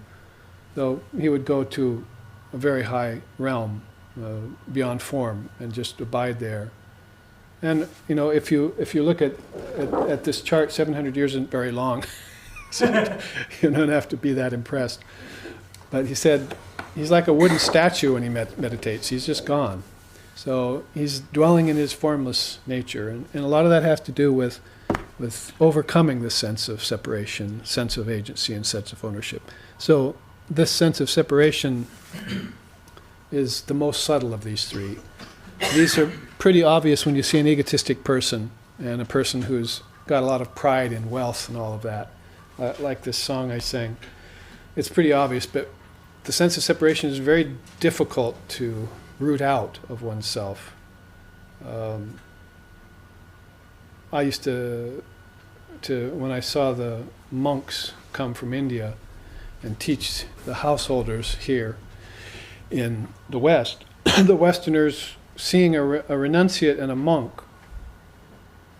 from an ascetic walk of life and run of life would always feel guilty. They would admire this monastic person with all the spiritualization, but they would have all this wealth and all this land and all these children. And so immediately the Judeo-Christian kind of mindset comes forward and you start feeling guilty about this. So it kind of missed the point. And so to have the realized souls come from monasticism, monks, swamis, roshis, rinpoches, different walks of life and different religions, is a very great opportunity to imbibe the best of monasticism, but you don't want to change your own destiny. You see, basically, Krishna put it very nice in the Gita when he said, better a poor life lived dharmically than living another's dharma. So you're better off working out your own P's and Q's, as neutralizing your own karma and moving forward with that kind of progress. But when you want to distill, like we did in the early days of SRV, as I was saying, the problems that Jnana Yoga and philosophy from the East puts forward to the West, you can pretty much put it in this Triputi. That's the main stumbling blocks for people. And as I say, they start from gross and they get subtle and then they get causal. When we're talking about the sense of separation and the ego, you're at the level of a very causal. If you know what I mean by the word, it's about the only word in English that works. It's the primal cause of everything. It's the reason why you took separate birth, when you separated yourself out from Brahman. You took on a separate form when that's a misnomer. It's a misconnection. It's a misconception. You cannot be separate from Brahman. Your very nature is that. So somehow, as they say in the Jnana Yoga teachings, you take a jar and you dip it into a lake and you cap it off, and that's the ego. Water's inside the jar, water's in the lake. But in order to return the two, you put the jar under water, take a rock, and break the jar, and water becomes one with water. So that jar, you might say a jar of 5 different colors, surrounds this Atman.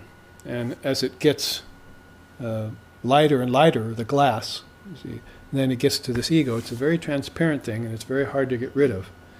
So that sense of separation is very well defined by looking at a subtle sheath like the Anandamaya Kosha, because in meditation, you come upon the light at some time. You really can actually see the light. And sometimes, depending on what chakra you're at, clouds will roll back, as it were, and you'll just see this perfect cylindrical third eye straight into another land.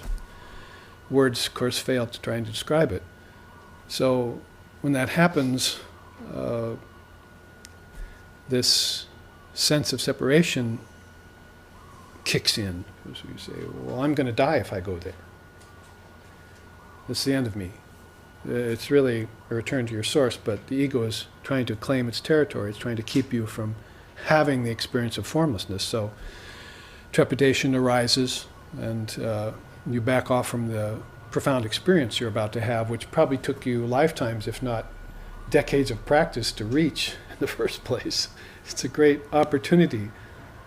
And Sri Ramakrishna used to talk about this clock in Calcutta back in the 1800s that somebody had put up. It had all these gears, and they were all rotating and turning, different size gears, in a glass casing, so you could see it all working.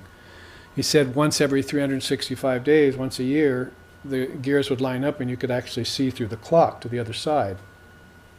So he used that analogy for this rarity of spiritual experience when it happens to a person, when their gears are all lined up, when the karma is in abeyance, when the mood is sattvic, when the mind is in a non-dual state, when conditions are right in terms of relationships and family and work and all that. It's very rare to have something line up like that perfectly and you can just see the truth. But it does happen to people. And Sri Ramakrishna said it even happens to ordinary people sometime that moment occurs to them. Riding a bike on a football field, who knows where and when. They said in their case it's like the sunbeam falling on the lotus. The blue lotus is very rare and it opens only in the sun, but when a cloud passes in front of the sun and the sunlight goes away, then it closes back up because it can't bear being without sunlight. So that's the case of the ordinary person who has this profound experience, this epiphany, but then immediately loses it, cannot hold on to it. So it takes years of practice to develop the steadiness to even reach a place where you could actually see interference of and the insidious nature of this sense of separation represented by ahamkara, the ego. And there are many levels of philosophy that it can happen on. For instance, I am a Buddhist. See, that's an ego. That's the ego speaking. There's a teaching in Buddhism called the 10 lands. And by the time you get to the 6th, 7th, 8th land, by the time the bodhisattva has really perfected himself, he has to give up thinking of himself as a Buddhist. Because he's there to help all sentient beings, right? How can he help Christians and Muslims if he's a Buddhist? They're not going to want him around, you see. So all of a sudden he has to become egoless, like Ramakrishna was. Can't even close a door or button a shirt. All of a sudden I'm just wide open. I am the open space beyond all religion, is how our founder, Lexiksen, put it in one of his classes. Toward the end of his life, he was teaching a series called Open Space Beyond Religion. So the ego can attack on many different ways like that, not just the usual way that we think pride, arrogance, and so forth. The ego in Sanskrit, ahamkara, does not usually refer to somebody arrogant and prideful and piggish and stupid and animal-like. It refers more to a principle that's holding the glue, that's holding name and form together, holding our concept of a world together. And if it goes, so will that concept. And that's called samadhi by the seers. It probably is called death by the worldly people, but it's called samadhi by the seers. They want that release. At the break, I was talking to one of you and mentioning that, like people like Dalai Lama and Chief Joseph, and take completely different cultures and different walks of life and speak to a few of the higher mucky mucks that inhabit them, as we say in Hawaii, and you'll find out that both of them are looking forward to their death. Dalai Lama said that to me directly at the Waikiki Shell one time when I was playing music for one of his talks. We Tibetans look forward to the day of our death. See?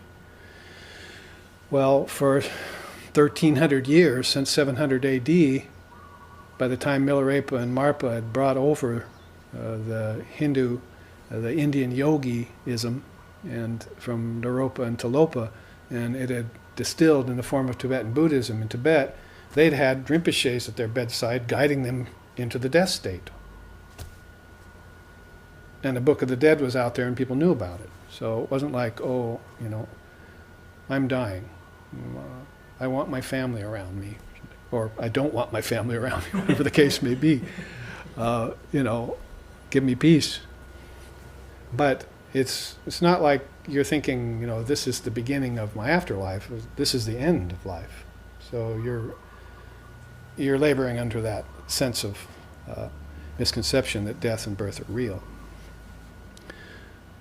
So if you have somebody guiding you through the Bardo states, which is what really equivalent to the Bardo states in the Tibetan Book of the Dead are the Akashas and the Lokas in Hinduism, in Vedanta, in the Vedic way of saying, and in the Tantric way of saying, pretty much equivalent. You can see the correlations almost directly. And also with the chakras in the Kundalini system, the correlations are very close. So that's what I wanted to say about this to finish it up. The sense of separation being very, very subtle, even causal, and something to look at when you are working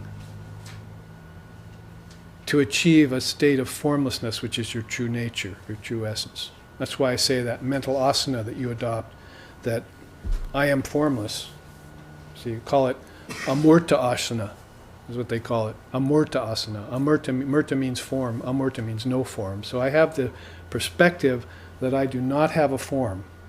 Doesn't it the same as here? Isn't it? See how they connect in a perfect circle? Not only do I not have a sense of separation, I don't even have a form. So if I don't have a form, how can I own a form? And how can I have an ego attached to the form? So all of those things are denied, eradicated in that pristine atmosphere of I am Atma Brahma. The self is nothing but pure consciousness. And if you just say that as an affirmation, granted, it's not going to be enough. It's a start. You're going to have to prove it to yourself. But it is a good position to adopt. It's certainly much better than I am an ego or I am my money.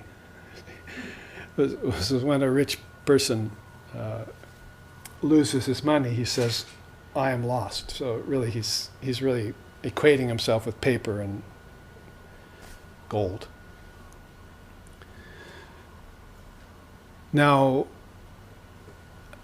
you can see then how that connects to the devotion of non-separation. When getting rid of the sense of separation, that line drawn on water takes the two apparently divided portions of water and they turn into one again, or that jar filled with water gets smashed, or that jar filled with air, the inside air is the same as the outside air. It's just been encased by a covering. So that brings us back to this idea of sheaths. Now, what I didn't finish and I also started into as well is this chart in accordance with this chart. Remember, we're looking at non-separation as an eternal truth, not as something that has to be proved or not as something that has to be worked up to. It's not something you can get through practice. It's not something that happens through purification. It doesn't happen through evolution. You can't get it through sadhana. It already is. Oneness already is. And that undeniable position or mental asana is how you see the Dalai Lamas and the Swami Vivekanandas and the Ramana Maharshis and the Sri Ramakrishnas and other great souls coming to you in the form. They've only assumed a form. As Shankara said, never identify with the form, but you're free to associate with it once you realize that you're not nature. The father of yoga put it that way. Kaivalya means separation, isolation from nature. There will come a time when everyone will have to isolate themselves from form, and form is created by nature. The formlessness cannot create form.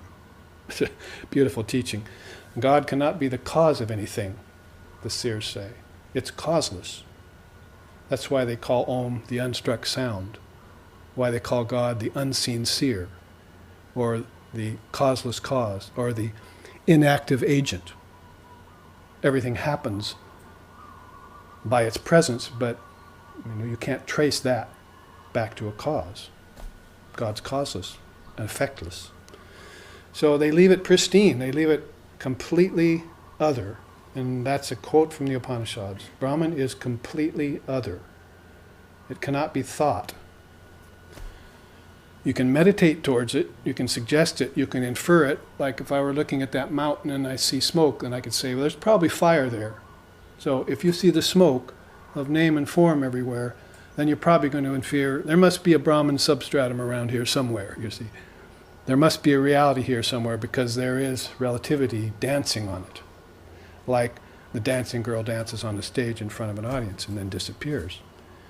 So you can infer the existence of Brahman, but you can never prove it. And as I was saying, why do you need proof? You should probably be exercising something else than your science when you enter the realm of spirituality. You're going to want to have direct spiritual experience of the thing itself. Not book learning, not words. It's going to pass beyond that level. But those things are essential to it. As Vivekananda said, we want to go beyond Vedas. We want to go beyond Quran. We want to go beyond Bible.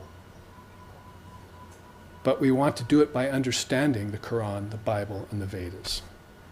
So he's not throwing the baby out with the bathwater. It's not an excuse for everyone to say, oh, I don't need wisdom, I don't need knowledge, I can just jump to the source. See, I'm going to need to arm myself with every philosophical method I can possibly learn in this lifetime and the lifetimes to come. I will dedicate myself to it. And so I will never be born in ignorance again. I will wake up one day, and as the song says, I could sing it for you, my ignorance was gone, gone, utterly gone. Why? Because who can contain the truth? Who could keep a blazing fire tied in a cotton cloth? See? Once you're on the trail of truth, it's the hound of heaven. You see? It's after you, it'll never let you go. All you have to do is call it. Bloodhounds get the scent, they don't miss their target, you see. So once you open up and let the truth in through the power of attraction, see, then you're in for it. It's on the crest. It's happening. Now you just have to make the drop. Commit to the drop. You know what I mean about that. Now, as far as this chart, the 5 little Russian dolls, and this chart, the 5 kinds of space go, you can see how Bhutakasha, the space of objects, is that ether which we're living in. And this is called the physical cause to the Indian seers. And they say there are 5 other subtler causes, maybe 6, surrounding that or within it. There's other akashas. So you see, Western science would stop at the physical akasha. That's why it's called physics. They won't venture further.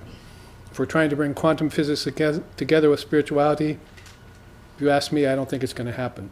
Not unless they give up their death grip on the atomic particle. Because they're going to have to understand that there's a subtler type of particle. Man does not live by bread alone. That's not going to take just faith in Christ or in Buddha or in some guru or in some path. It's going to take the actual experience of feeling the prana. I mean, great intellectual giants are walking around not breathing. If you get my gist. We were called howlies when we came here. It means breathless. You've got to start to breathe, folks. Take it in, take it out. Let it out, let it in, as the Beatles said. You see? Breathe. That's your first connection to prana. And it's certainly, don't stop there, for heaven's sakes. Don't turn it into an art unto itself, or you'll end up where the Hatha yogis have ended up. Take the prana into the mind, take the mind into the intellect, take the intellect into the great self. Dissolve the mind stream. This is where great souls are born, and where great souls venture. And all trepidation put aside, they will find the truth, and the truth will set them free. And that's it. No compromises, no holding back. There's too much at stake. See, another lifetime of ignorance. I mean, would you like to be born again with parents and go through school again? I don't know, some of you are pretty young. I'm 63. I do not want to do that again. Decided. Sri Ramakrishna said, would you go and lick up the spittle you spat out 2 minutes ago on the sidewalk? That's how he feels about the past. Granted, the past is a looking glass into some profound things. But basically, you do not want to relive these experiences again. You've been there and you've done that, they say. So that's what's at stake, is just coming again into repetitious rounds of birth and death, cycles. Kala chakra, Buddha called it. the wheel of time, or samsara, or maya, rounds of birth and death and ignorance. So that's what's at stake, is forgetting. And recollection or divine memory is what is waiting you, see. Your causal memory at that level of ego, the ego may be a line drawn on water, and it may be effervescent and all that, and ephemeral, but basically it is also a look into the next akasha, because you want to know how you started taking on these separate forms in a succession of births. You know, I find it kind of funny, you're around people and they say, yeah, you know, I think I was Joan of Arc in a previous lifetime. You know, pick a name out of a hat. And I have to say, you know, that's not the idea of rebirth in India. The idea of rebirth is that you never were any of those personalities. You were always the Atman in each of them. So when you look back and finding out which personality you were, you're identifying with the unreal and you're forgetting the real. It's not going to do you any good. You're just reading the Akashic record. You've heard of the Akashic record, right? Well, this teaching and this teaching are based on the word Akasha, and these take you much deeper than just reading the history of something that's already gone on for ad infinitum, forever, ad nauseum. I mean, Buddha, when he sat under the Bo tree, he was done. Christ, when he went into the wilderness, he was done. And he wanted in front of the mass of humanity to show them that they were formless. He was the exemplar, not the savior. And so be thee like the little heaven, the little children, right? Be thee perfect as thy Father in heaven is perfect, is what he said when he came out of the wilderness. And Lord Buddha sat there for 49 days or so under the Bo tree just to come out and have nirvana and show people and tell people, you want off the wheel of birth and death. You want out of time. And guess what? You're not going to get out of it until you transcend your ancestors. As far as Sri Ramakrishna was concerned, your ancestors, well, he put it this way, the world is a huge pit and your ancestors are vipers inside. This is how adamant he was about escaping birth with the ancestors. There are nations here today that are worshiping their ancestors. That's it. India almost got caught. And a cross-section of India has been caught in ancestor worship. Egypt got caught in it, embalming kings and killing slaves and burying them with gold for some afterlife, you see. When the Indian seers were transcending the body thousands of years previous to that and showing you how you could do it. You can do it. As my Hungarian nephew says. You can do it.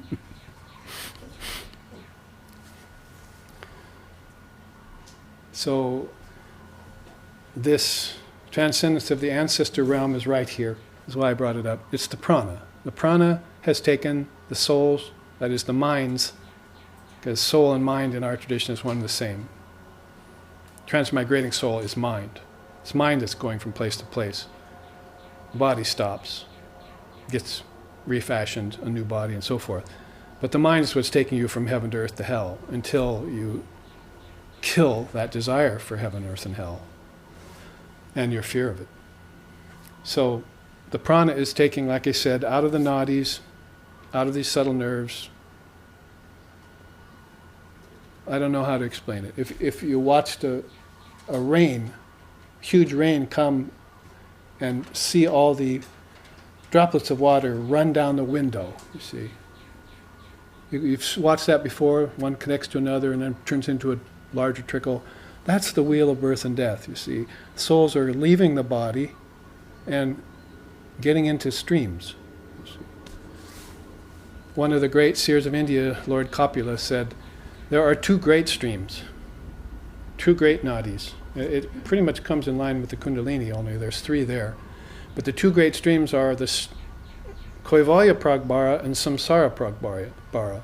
Kaivalya is a whole stream of souls that are going towards liberation, and Samsara Pragbara are a whole stream of souls that's going towards bondage and rebirth again. You want to get off of that out of that stream and get into the stream of consciousness going towards liberation. Because if you're in that stream, you can come back again free. And these souls don't have that choice to do that. They're coming back with the ancestors. And they're subject to the prana. They haven't mastered the prana yet. They've actually got addicted to it. Did you know that the prana is the most addicting substance anywhere? The addict takes cocaine because of the prana in the experience. Food is prana. Sexuality is prana. Everything that anyone desires anywhere is because of the prana. So that's the most addicting substance of all. Breath is life, right? And life is prana. So breath, life, and prana go together as a triputi. You're attached to a pair of lungs. And when you don't have them anymore at death, you freak out, you panic, and you go unconscious. And the next mantra you hear is your own voice saying, wah, wah, wah, as you hang upside down and the doctor's spanking you on the butt, you see, to get that first mantra out of you. I guess they don't do it that way anymore. Can I cut the umbilical cord of ignorance? The midwife cut my umbilical cord when I was a baby. Now I ask, can I as easily cut the umbilical cord of ignorance to my future births? It's the lyrics of a song that I learned in India. Imagine my outright glee when coming from the West and these stupid songs they sing, because I was a musician and I wanted music used for higher purposes, that I found these songs that were explaining philosophical precepts. It's putting the best of both worlds together, you see. Lyric and music with philosophy. I was a kid in a candy store. That's what I wanted. So if you get connected up with the ancestors, you see, Indra, the gods, the goddesses, the demigods, the mains, the asuras, the munis, the siddhas, the Gandharvas, the angels, the ancestors, the nagas, the elementals, the lost spirits, and the pretas, the ghosts. We're all there in that pranic akasha. Cycling. And from that pool are drawn humans. So here's a kind of involution that I have to introduce to Western scientists. You're talking about involution and evolution of matter and species. I'm talking about involution of the soul that happens beyond time through nadis and nerves that are carrying vast amounts of energy that is nothing like your electric or kinetic energy. It's subtle energy, and it becomes psychic too. Prana first, food and all, then psychic. Well, that's the second cause. The first cause is food and matter, and the second cause to everything is prana. If you X prana out of the equation, you don't have any way of explaining the world and the body. And then your mantra is, what's the meaning to life? Or why me? See? And other mantras like that, you see. You can't explain things. Can't even explain how you were born and how you die and where you go afterwards. You spend thousands of years arguing about whether God exists or not, when God is existence. You're passing over the non-dual for this whole set of dual considerations, which are all based in illusion. Why do you do that? And why do you keep it up? See, keep up the ruse. Play right into Maya's hands. Strike off thy fetters, bonds that bind thee down, of shining gold or darker baser ore. Good, bad, love, hate, and all the dual throng. No slave is whipped, caressed, or free.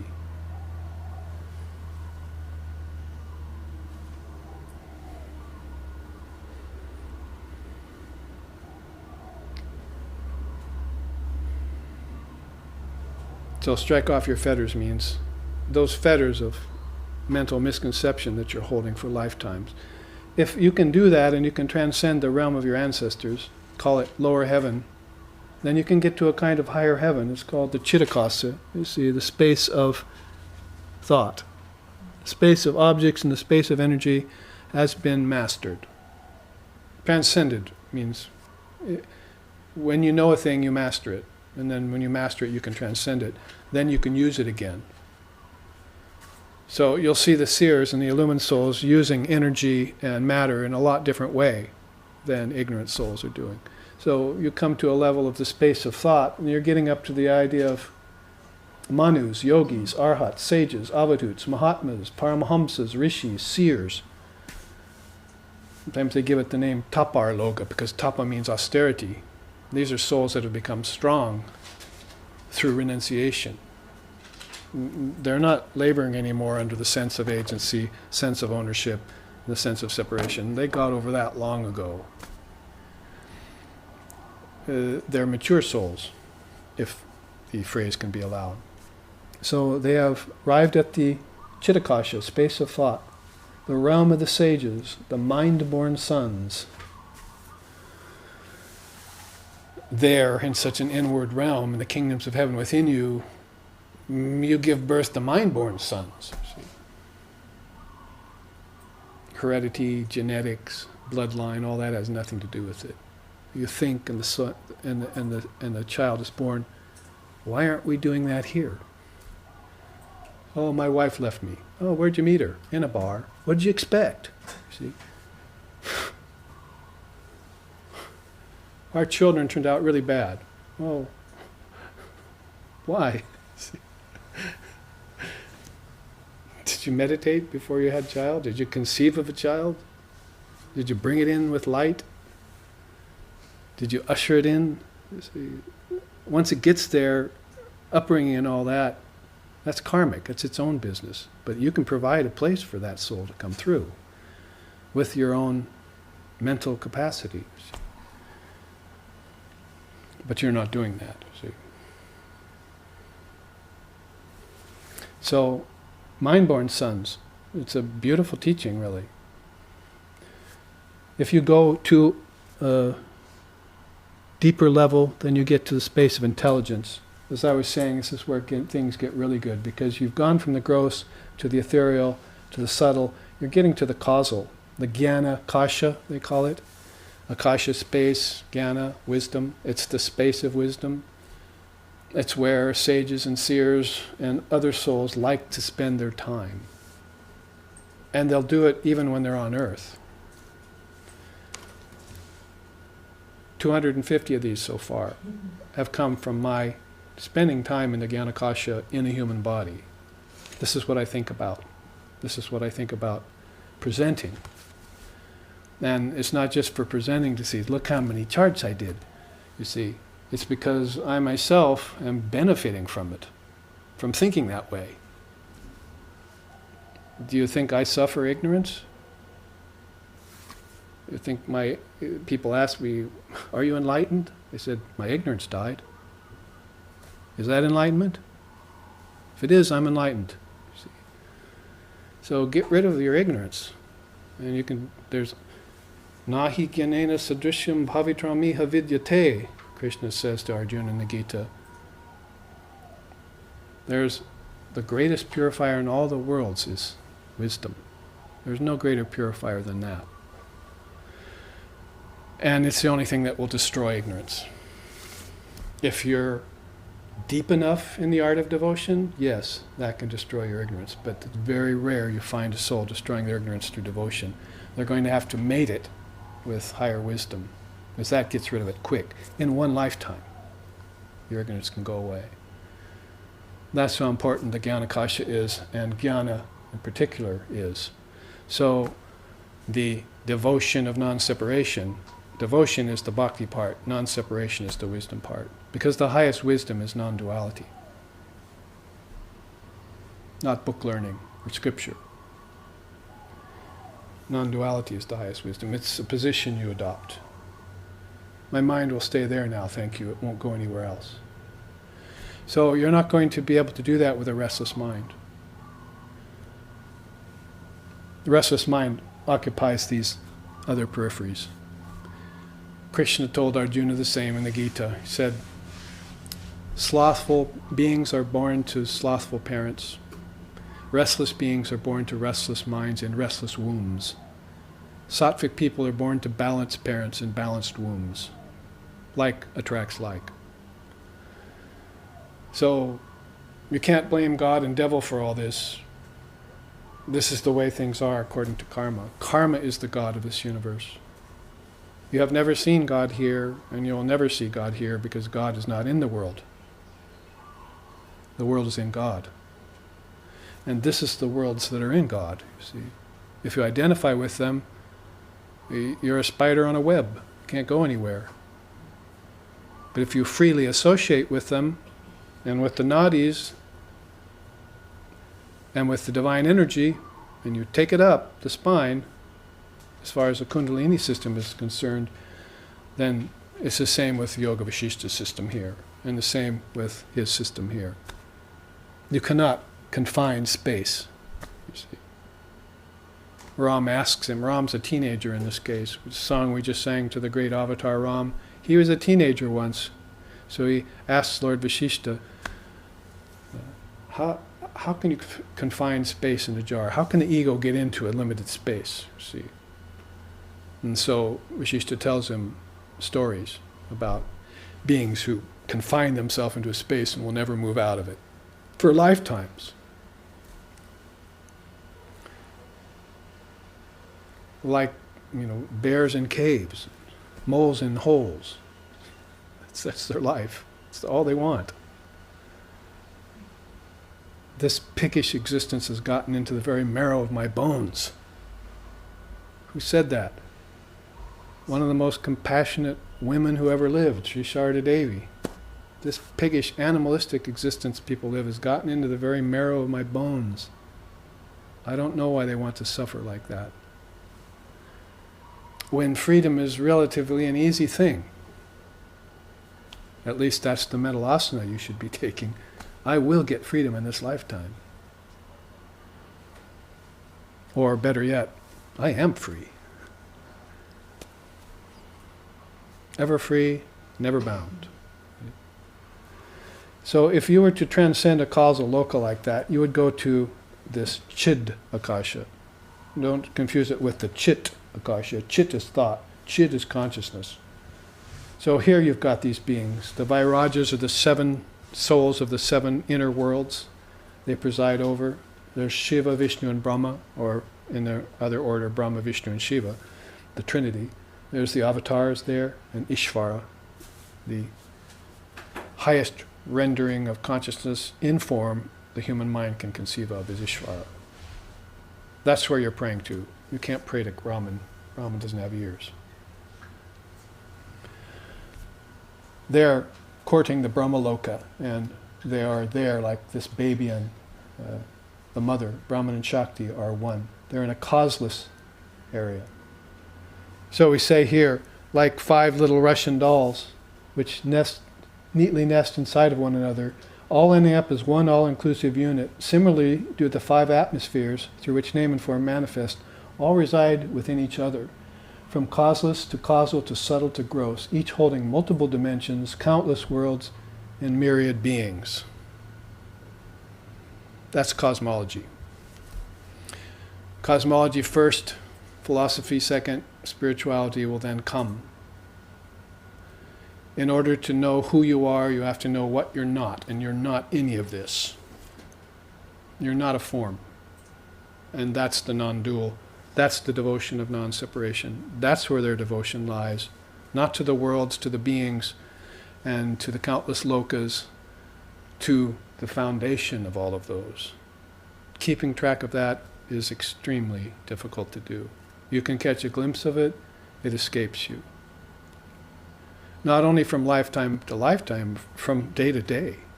You can be in perfect possession of it for a week, and all of a sudden, what was that again? See? How did I understand that? I can taste it, but I can't really get it back, you see. It's very, very subtle. It's causal. It's causeless. English language runs out of words for it. So I wanted to finish out those 2 charts in conjunction with one another. And in the time remaining, which looks like about, to me, 20 minutes, concentrate a little bit more on the devotional side of things. Bhakti is the path for most people in this age. Jnanam is for a special few. But bhakti really is the main path. People come to God through love. And love has its companions like faith, devotion, sacrifice, shraddha, all of that. So through devotion, beings have reached a very high state of reality. In the bhakti path, it's called prema bhakti. Basically, in bhakti path, you see a lot of people practicing gauna bhakti, that is, or sometimes they call it vaidya bhakti, or vaidhi bhakti, that means ritualism. Yes, when you see ritualism going on,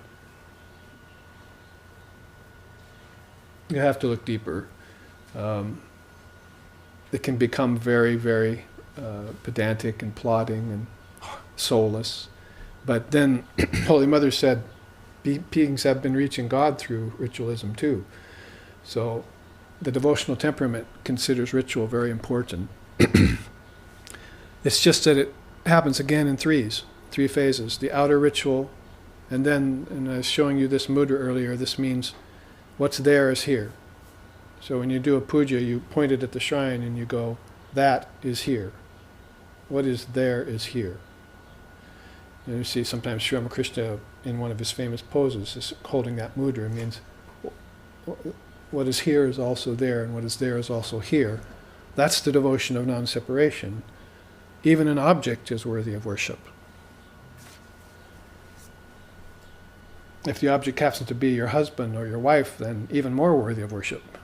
See, because that's a sentient principle there that you're worshiping. That's the Shiva-Shakti relationship. That would be something very worthwhile to pursue. So,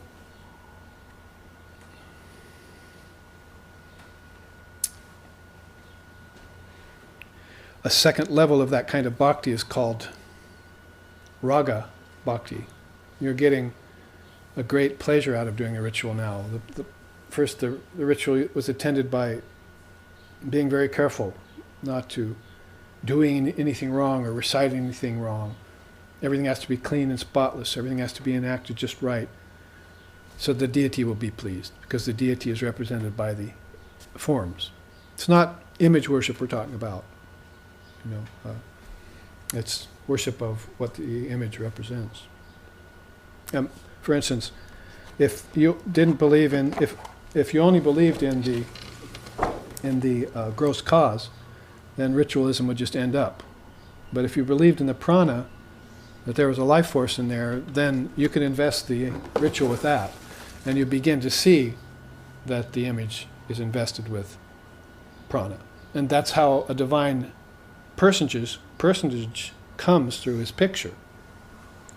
Sri Ramakrishna saw a picture of himself once for the first time he'd never seen. Photography was a very infantile science back then, 1860s. So he saw a picture of himself someone had taken. He didn't know about it. He said, "This picture shows a man in a very high state of samadhi." And later he said, "This will be worshipped by hundreds and thousands of people in the future." Imagine saying that about your own picture.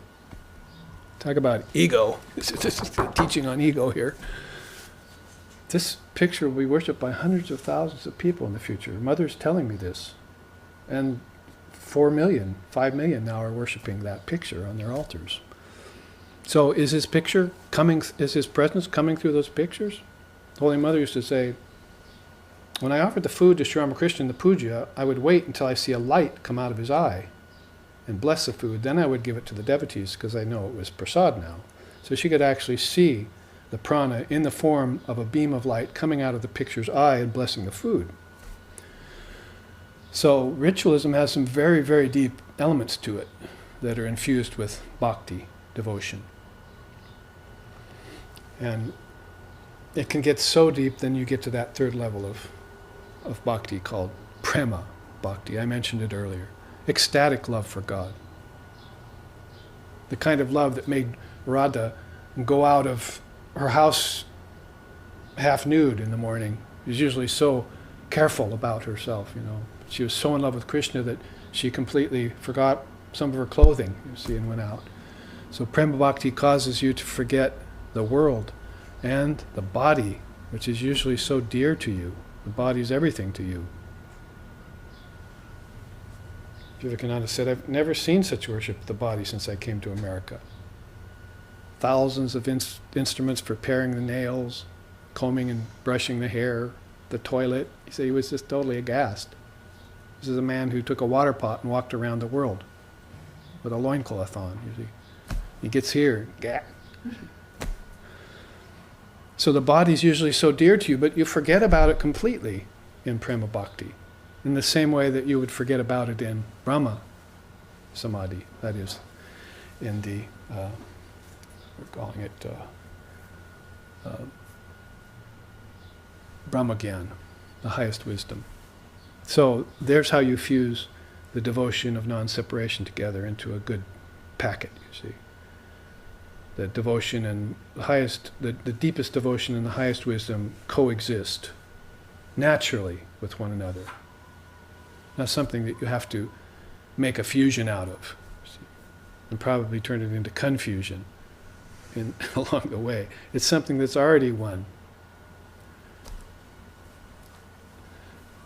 So this is a way that Mirabai, a great woman devotee, Bhakta, who worshipped Krishna, she found it out. And many of the teachings of Vaishnavism, that is, worshippers of Vishnu and worshippers of Krishna and worshippers of Ram, and the great beings that go with them, Lakshman, Hanuman, other great souls that you've heard of that were devotees of these beings, have looked at it that way. I really wanted to put it side by side with the non-touch yoga, but we probably don't have time for that. Maybe next Sunday we can go on with that. For the meantime, you can see here what I mentioned in the first half. There are 4 things which are very dear to the devotee. One is to be dear to God, samipya. One is to be in the same loka as God. It's called salokya. Loka means these realms. If God comes to the ancestor realm, he wants to be with him. If God comes to earth, he wants to be with him. If God comes among the seers, devotees, he wants to be with him. Those are called Ishvara Kotis. Christ had 12, Buddha had 8, Ramakrishna had 16. You can always tell an avatar by these great souls that attend upon him. And also that he loves the fallen and the lowly. He's not just there for a few adept gyanis, but his main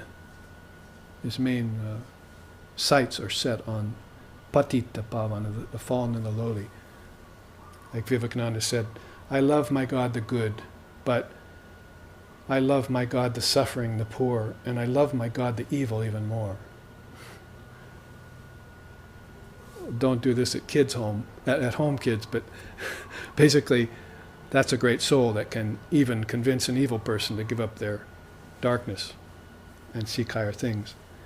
So if you want to be in the same loka as God, you'll probably be one of those adherents to the Avatarvada, the path of those who follow the avatar whenever he's going to be reborn on earth in a body.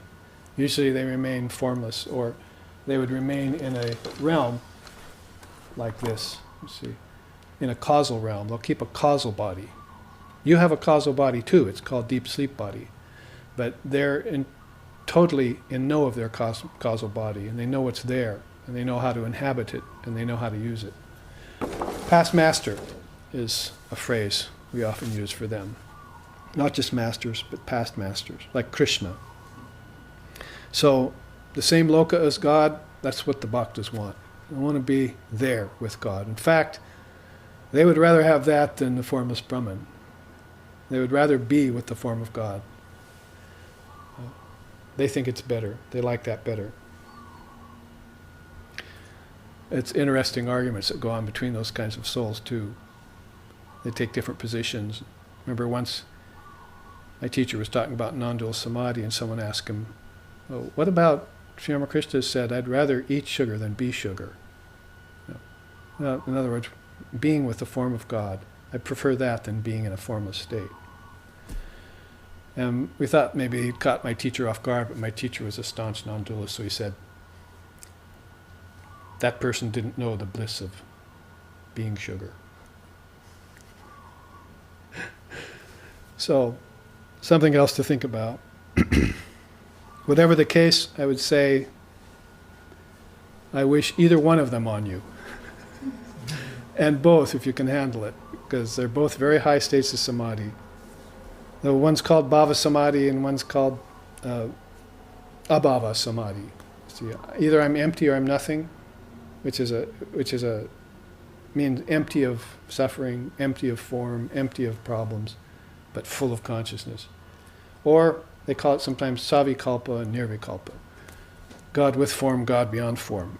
Or God with attributes and God without attributes. Nirguna and saguna Brahman. That was the way the ancient rishis of India, pre-Vedanta, talked about that. God with attributes and God without attributes. Both were true to them. The third one here is take the same form as God. I want to be like God. And, people do that even unconsciously. You need it.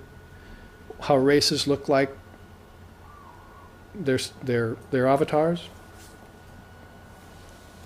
Chinese and Japanese and so forth look like Lord Buddha.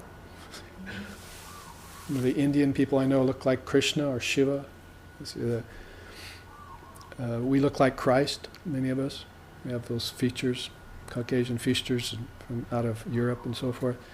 So we actually take on the form that we worship, either knowingly or unknowingly, secretly or openly.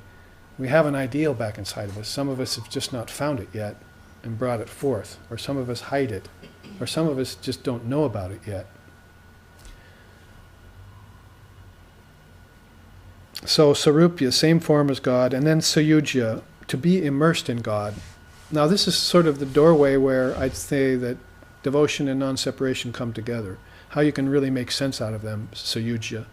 It's like nirvana, they describe it. So actually those practicing bhakti, although they probably wouldn't admit it, also broke the formless. Because if you get immersed in Brahman, just like Prahlada, that quote we were reading about Prahlada, sometimes I feel like I am God, other times I feel like I'm his servant when I become aware of my ego. So I actually shift back and forth between formlessness and form.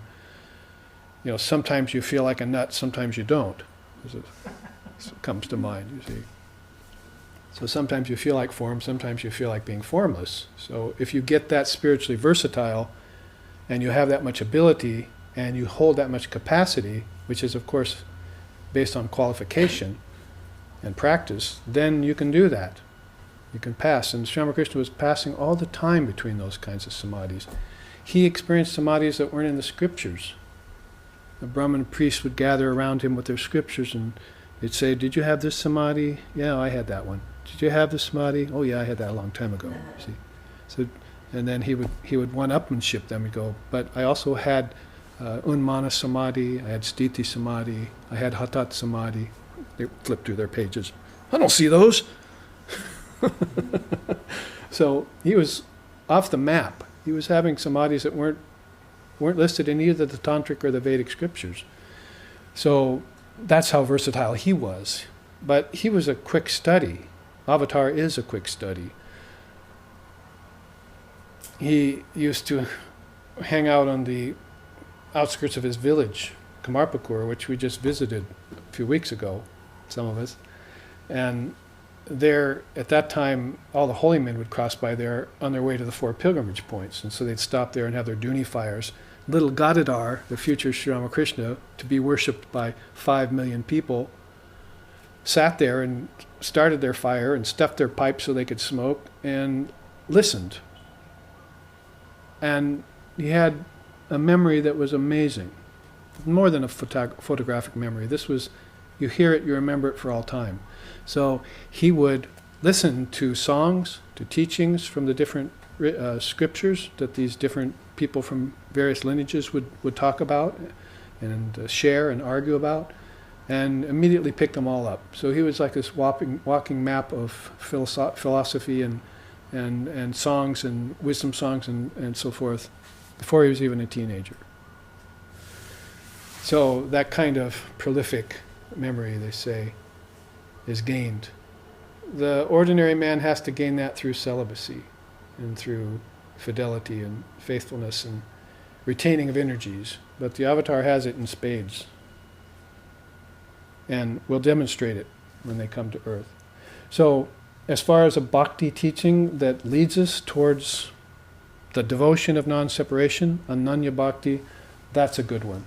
First, get close to God, try and be born in the same loka, and assume the form of God, and get immersed in God. And then you'll understand what devotion of non-separation is all about. Then you'll sing songs like the Vaishnavas do. Om Jnana Timirandasya Jnana Jana Salakaya Chakshur Unmilitang Yena Tasmai Shri Gurave Namaha Vandeham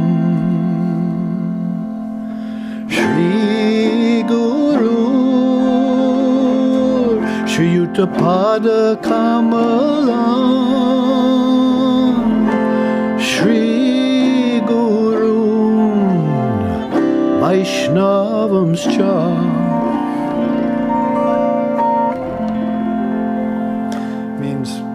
Praises, Lord, eternal praises, never-ending praises, ever be unto Thee, O adorable One. Thou hast taken the devotees from earth to the highest realm of consciousness. You have opened my eyes, given me insight, and cleared my perception of doubts and imperfections. Therefore, to Thee, O beloved, I offer all that I am. And so then would experience immersion into Brahman. Because what else is the seer and the sage if not Brahman? Are they their form? So why are you getting so attached to their form? They will teach you. God is not a personality. God is a principle. And so you too will go beyond form, as dear as that form may be to you, and experience the highest samadhi. That's what they want for you. Then all this coming and going, Vivekananda said, will be mere nonsense. Born, dying, living, born, dying, living.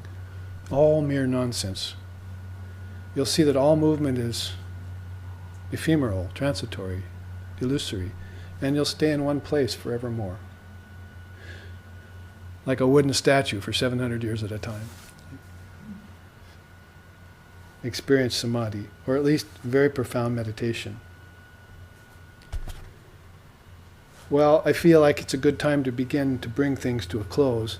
So we'll take up some more devotional topics in conjunction with the non-separation, because you know where I'm going with this now. It's kind of the union of bhakti and jnanam, or the explanation of how devotion can be towards the formless, as odd as that might seem.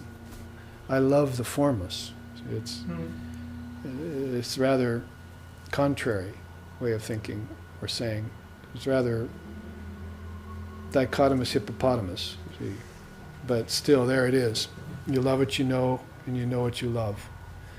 So in that vein, then, we will return next Sunday here, live streaming with the audience. Thank you for joining us. And we will take up this topic for another class before our West Coast visit. And there'll be satsang if people want to ask questions. I've been reminded too that satsang Tuesday night is also going to be live streamed. So send in your questions. So I won't be put on the spot. Maybe I'll get an advanced look at them, which rarely happens too.